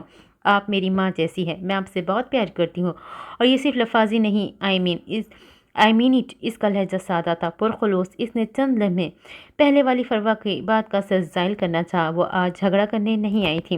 فروا اٹھ کھڑی ہوئی تھی، ان کی آنکھوں میں ایک ایسا سرد تاثر تھا، خدا کی پناہ۔ میں بتاؤں تمہیں کیوں کر رہی ہوں اس رشتے کی مخالفت؟ کیوں ہوں میں اس کے خلاف؟ کیونکہ میں جب تمہیں دیکھتی ہوں نا، مجھے تمہاری مکروہ شکل پھوپھی یاد آ جاتی ہے۔ میرا جی چاہتا ہے کہ میں اپنے ہاتھوں سے تمہارا گلا دبا دوں۔ میری پھوپھو کے بارے میں اس طرح بات مت کرے چچی، حالے نے ان کو ٹوکا تھا۔ اور بتاؤ، تم دوگلی ہو حالے، تم گولڈ ڈگر ہو۔ پہلے ہارون کو دوستی کا جھانسا دیا، کئی سال اس کے پیسوں سے عیش کرتی رہی، اور جب شادی کی پاری آئی تو تم نے شہر کا ایک بہترین بزنس مین پھانس لیا۔ تم اس ہارون کے ساتھ سارا دن سڑکوں کی خاک چھان سکتی ہو، اس کے ساتھ شہر کے ایک ریسٹورانٹ میں کھانا کھا سکتی ہو، لیکن شادی تم اس سے نہیں کر سکتی، کیونکہ تمہیں اس سے محبت نہیں ہے۔ مجھے کیا سمجھ رکھا ہے تم نے؟ پاگل ہو ہاں چچی، آپ اس طرح میرے کردار پہ بات نہیں کر سکتی، میں آپ کو یہ حق نہیں دیتی۔ میں یہاں صلح کرنے آئی ہوں، آپ بات بڑھا رہی ہے۔ तीसरी वजह बताऊं? वो तो जैसे उसकी सुन ही नहीं रही थी। तुम्हारी माँ के ख़ानदान में औलाद होती ही नहीं, और अगर किसी की हो भी जाए तो 10-15 साल तो कहीं नहीं गए। मेरे बेटे को भी बे औलाद रखने का इरादा है। तुम्हारी माँ ने 10 साल बाद औलाद पैदा की। तुम कितने साल लगाओगी? 15 या 20? बल्कि ऐसा करना, सफ़ीर के बच्चों को मेरी कब्र पे ले आना, वहाँ खेल लेंगे मुझसे। वो ज़ख्मी नागिन की तरफ फुनकार रही थी। हाले का दिल जैसा किसी ने ज़ोर से दबाया हो। ऐसे तो ना कहे, ये सब तो अल्लाह के इख्तियार में होता है। अम्मा के बस की बात तो नहीं थी ये। अरे रहने दो, तुम्हारी माँ को शादी के पहले हफ्ते ही तलाक हो गई थी। अब मेरे बेटे के लिए एक ऐसी नस्ली बद किरदार औरत की बच्ची है। तुम्हें घर लाऊंगी मैं। जैसी बद किरदार तुम्हारी माँ थी वैसी ही। हाले झटके से अपनी जगह से उठी थी। बस, बहुत बोल चुकी है और बहुत सुन चुकी मैं। अब अगर आपके मुंह से एक लफ्ज़ भी निकला तो मैं भूल जाऊंगी कि आपका मेरे साथ क्या ताल्लुक़ है। अगर मेरी माँ मेरा किरदार साफ नहीं तो आज आपके किरदार की भी बात कर ही लेते हैं। अब वही है ना जिन्होंने पैसे के लालच में आकर एक भाई से रिश्ता तोड़कर दूसरे भाई से जोड़ लिया था। दो भाई को एक दूसरे से मुतनफ़िर कर दिया था, यहाँ तक कि इनमें से एक ने खुदकुशी कर ली थी। आपकी अपनी दोस्त ने आपको इसलिए छोड़ा क्योंकि आप किरदार की अच्छी नहीं थी, लोगों को कपड़ों की तरह बदलती थी। चले, ये सब तो आप शादी के पहले के किस्से हैं ना। आपने शादी की बात क्या किया, याद दिलाऊं? वो आंखों में गज़ब लिए सामने खड़ी गुर्रा रही थी। आपको ये बताओ कि क्यों शम्स चचा आपको आपकी इस मकरू शक्ल से भी नफरत है? क्योंकि आप उनके कान के पास झुकी थी।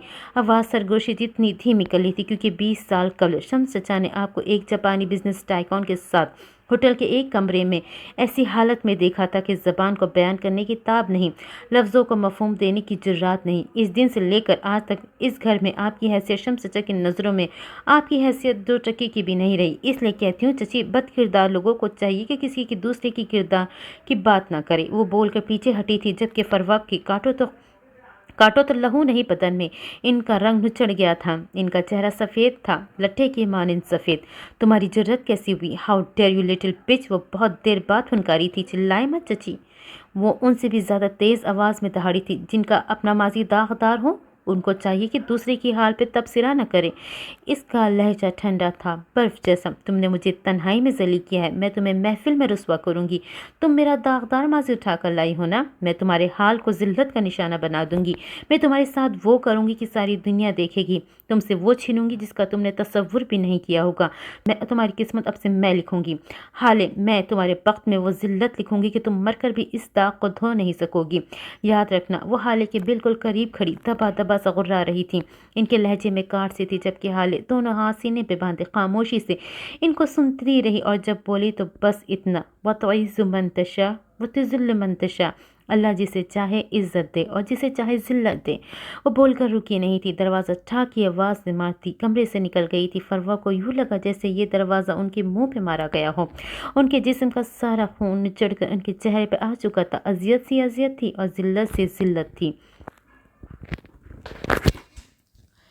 आज उस छोटे से ढाबे पे होने वाली मुलाकात को 3 साल बीत चुके थे। नफीसा ने अपनी लाइसेंस की बहाली के लिए केस दायर कर दिया था। उसके बाद 3 सालों के लिए अदालत के धक्के खाने पड़े थे, कई सबूत इकट्ठा करने पड़े थे, कई सफ़र तय करने पड़ते। ऐसे में उमर की सारी जिम्मेदारी इनके भाई रहमान पे आ चुकी थी। इसको स्कूल लाना, लेकर जाना, इसके बाकी छोटे मोटे काम वही करते थे जब तक नफीसा घर न आ जाती। 3 साल की लंबी ख्वारी के बाद आज उनके केस का फैसला हो गया था। नफीसा हयात को बेगुनाह करार देकर इनका लाइसेंस बहाल कर दिया गया था।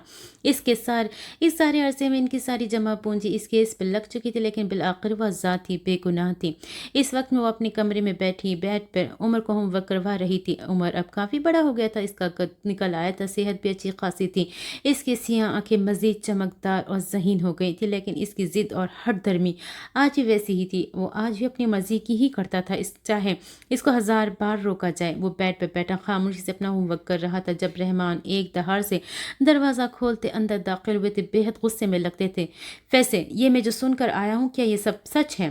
बाबा मुश्किल खुद पे काबू रखते बोले थे। पहले तो ये तो पता लगे कि आपने सुना क्या है। वो मुतमईन से बोली थी, तूने इस्तीफ़ा दे दिया, और अगर यही करना था तो क्यों इतने साल कोर्ट कचहरियों के चक्कर लगाए, क्यों खुद को ख्वार किया, अपने पैसे बर्बाद किए? अल्लाह, फैसे तो कैसे इतनी बेवकूफ़ हो सकती हैं? मुझे तो समझ नहीं आ रही। मैं तुझसे कुछ पूछ रहा हूँ, जवाब दे मुझे। इनका बस नहीं चलता था कि अपने बाल नोच डाले। उमर ने कॉपी पे झुकी नज़र उठाई थी, इसकी नज़रों में नागवारी थी।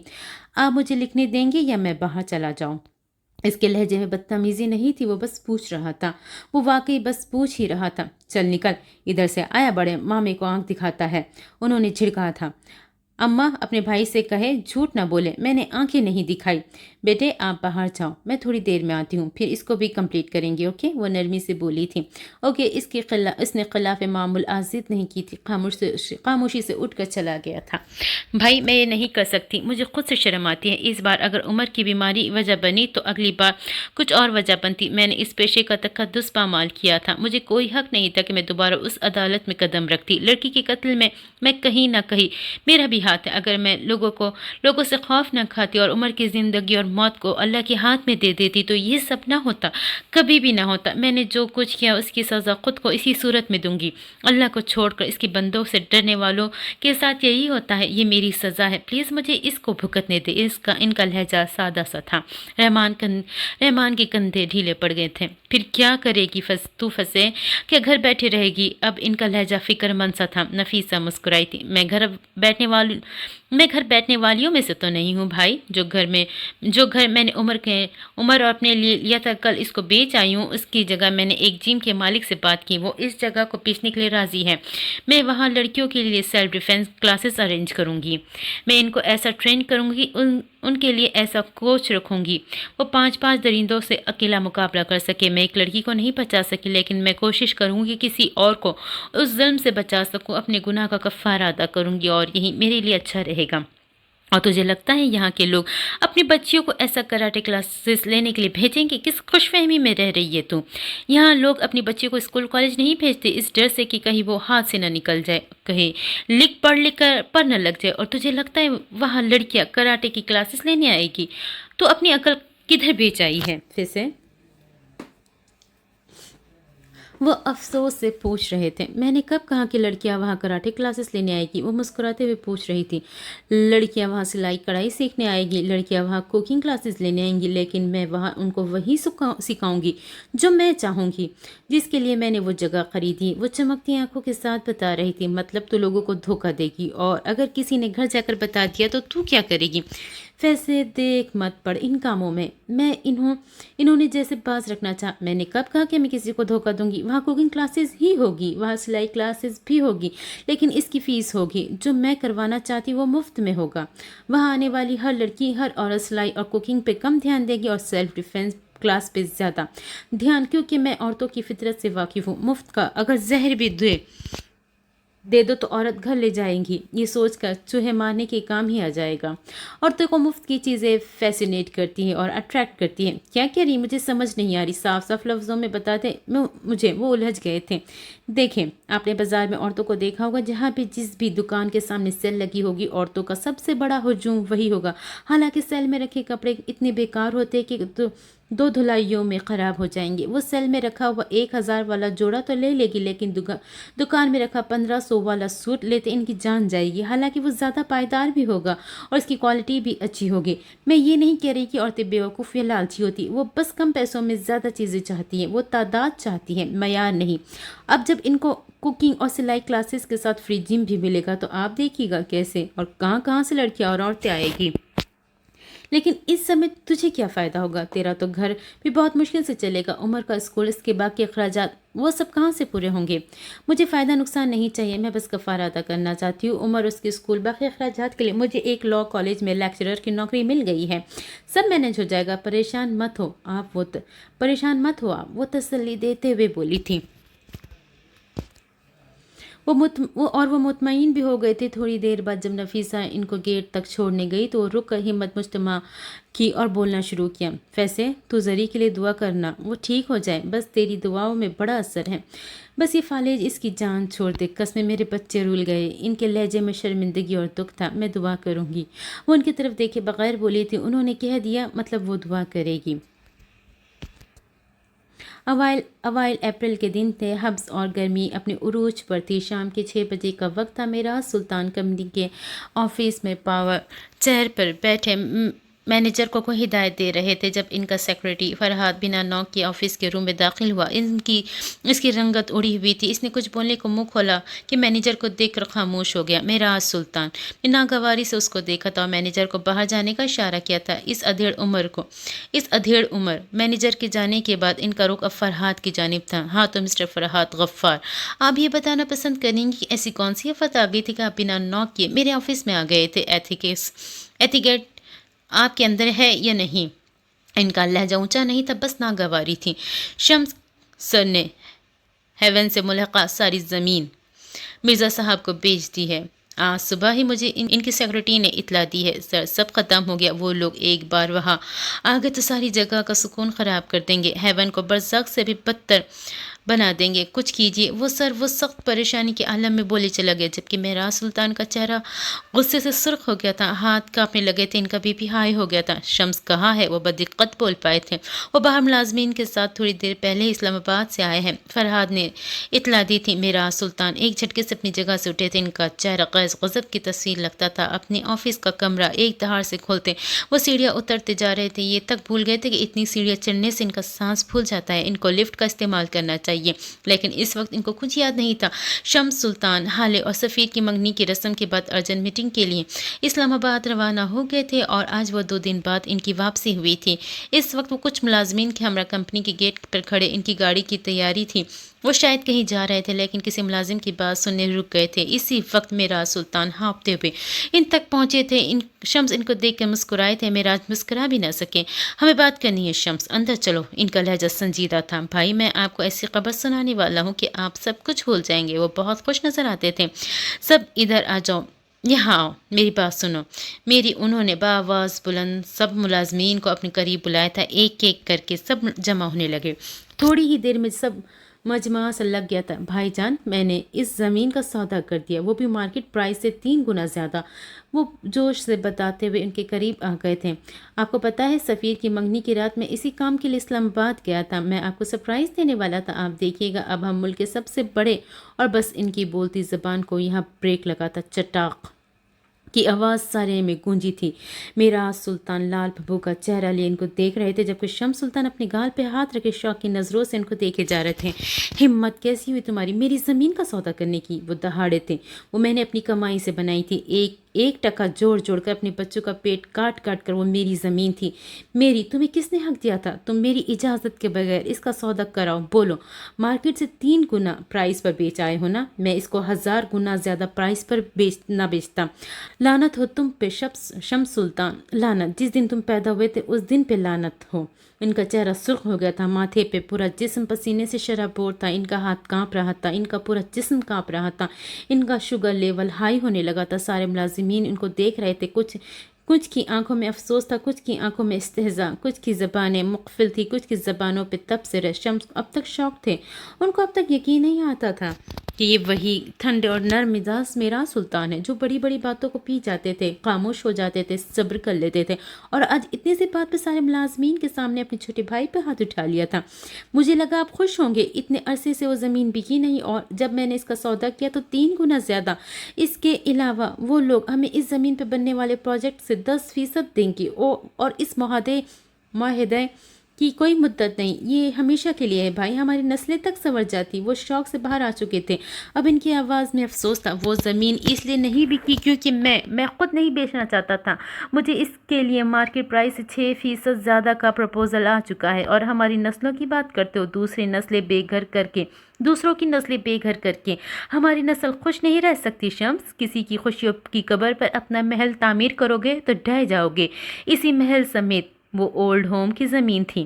شمس، میں اگلے ہفتے وہاں کام شروع کروانے والا تھا، یہ تم نے کیا کر دیا؟ شمس، یہ تم نے کیا کر دیا؟ انہوں نے باقاعدہ اپنا سر پکڑ لیا تھا۔ ابھی شمس کچھ کہتے کہ معراج سلطان کی طبیعت خراب ہونے لگی تھی، ان کا سانس اٹک رہا تھا۔ इनका दिल ज़ोर ज़ोर से धड़क रहा था, इनसे अपने कदमों पे ठहरा नहीं जा रहा था। शम्स ने आगे बढ़कर इनको सहारा दिया था। मुलाज़मीन में से चंद एक ने इनकी मदद की थी और महराज सुल्तान को गाड़ी में बिठाया था।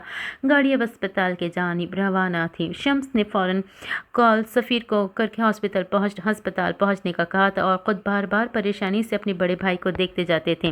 महराज सुल्तान अपनी पढ़ाई ख़त्म करने के बाद अपने वालिद का हिस्सा तलब कर लिया था, जो इनको मिल भी गया था, लेकिन आधा उन्होंने इन पैसों से शहर के बीचों बीच कई एकड़ पे फैली हुई ज़मीन खरीदी थी। उन्होंने अपना हिस्सा कारोबार के लिए मांगा था, लेकिन बाद में उन्होंने वही पेशा अपनाया जो कि इनको शुरू से पसंद था।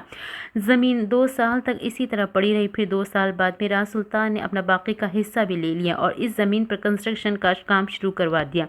असल में उन्होंने छोटे से पैमाने पर एक यतीम खाना बनवाया था, जिसका नाम उन्होंने हेवन रखा था। आहिस्ता आहिस्ता इनके काम में बरकत होती गई, इनको डोनेशंस मिलने लगे। उन्होंने हेवन के साथ मुलाकात ज़मीन पर इन्हीं यतीम बच्चों के लिए एक स्कूल और हस्पताल बनवा लिया था। जब यूसुफ सुल्तान को इस बात का पता चला तो उन्होंने डोनेशन के तौर पर कुछ रकम देने की पेशकश की, जिसे मिराज सुल्तान ने अपनी कुछ रकम मज़ीद शामिल करके शम्स के साथ कारोबार में लगा लिया। वो कंपनी से 25% हिस्सा लेते थे, जिसमें से 15% हेवन प्रोजेक्ट पर खर्च होता और बाकी 10 में वो अपने 5 बच्चों पर खर्च करते और बाकी 5% उन्होंने कभी हिसाब नहीं दिया। वो कहते थे वो 5% हकदारों को मिलता है। अब वो हकदार कौन थे, ये बात मिराज सुल्तान ही जानते थे। कुछ अरसे से एक कामयाब रेस्टोरेंट चैन चलाने वाले बरतानवी साथ पाकिस्तानी रेस्टोरेंट्स और ओनर फ़हीम मिर्ज़ा ने इनसे हेवन ख़रीदने की बात की थी और मिराज सुल्तान ने इस वक्त शाइस्तगी से माजरत कर ली थी, लेकिन इस मोटे दिमागी आदमी को ये साफ इनका हज़म नहीं हुआ था। वो बार बार कॉल्स करके हेवन को ख़रीदने की ख्वाहिश जाहिर करते और मिराज सुल्तान हर बार मना करते थे। कुछ अरसे से वो धमकियों पे उतर आए थे, लेकिन मिराज ने कातिल का असर नहीं लिया था। हेवन के बिल्कुल करीब इनकी कुछ ज़मीन अब भी खाली थी, जिस पर उन्होंने एक ओल्ड होम बनवाने का सोचा था, लेकिन थैंक्स टू शम्स सुल्तान उन्होंने अपनी बेवकूफ़ी की वजह से क्या कुछ बर्बाद किया था, इनको अंदाज़ा भी नहीं था। तो ये थी वज़न रीडर्स हमारे आज की इस नावल की 5वीं किस्त। तो चले जी, इंशाल्लाह अगले किस्त में फिर से मुलाकात होती है। जब तक के लिए मुझे दीजिए इजाज़त और प्लीज़ मेरे चैनल को सब्सक्राइब करें, लाइक एंड कमेंट भी कर दिया करें। चले जी, इंशाल्लाह अगले किस्त में फिर से मुलाकात होती है। तब तक के लिए मुझे दीजिए इजाज़त। अल्लाह हाफिज़।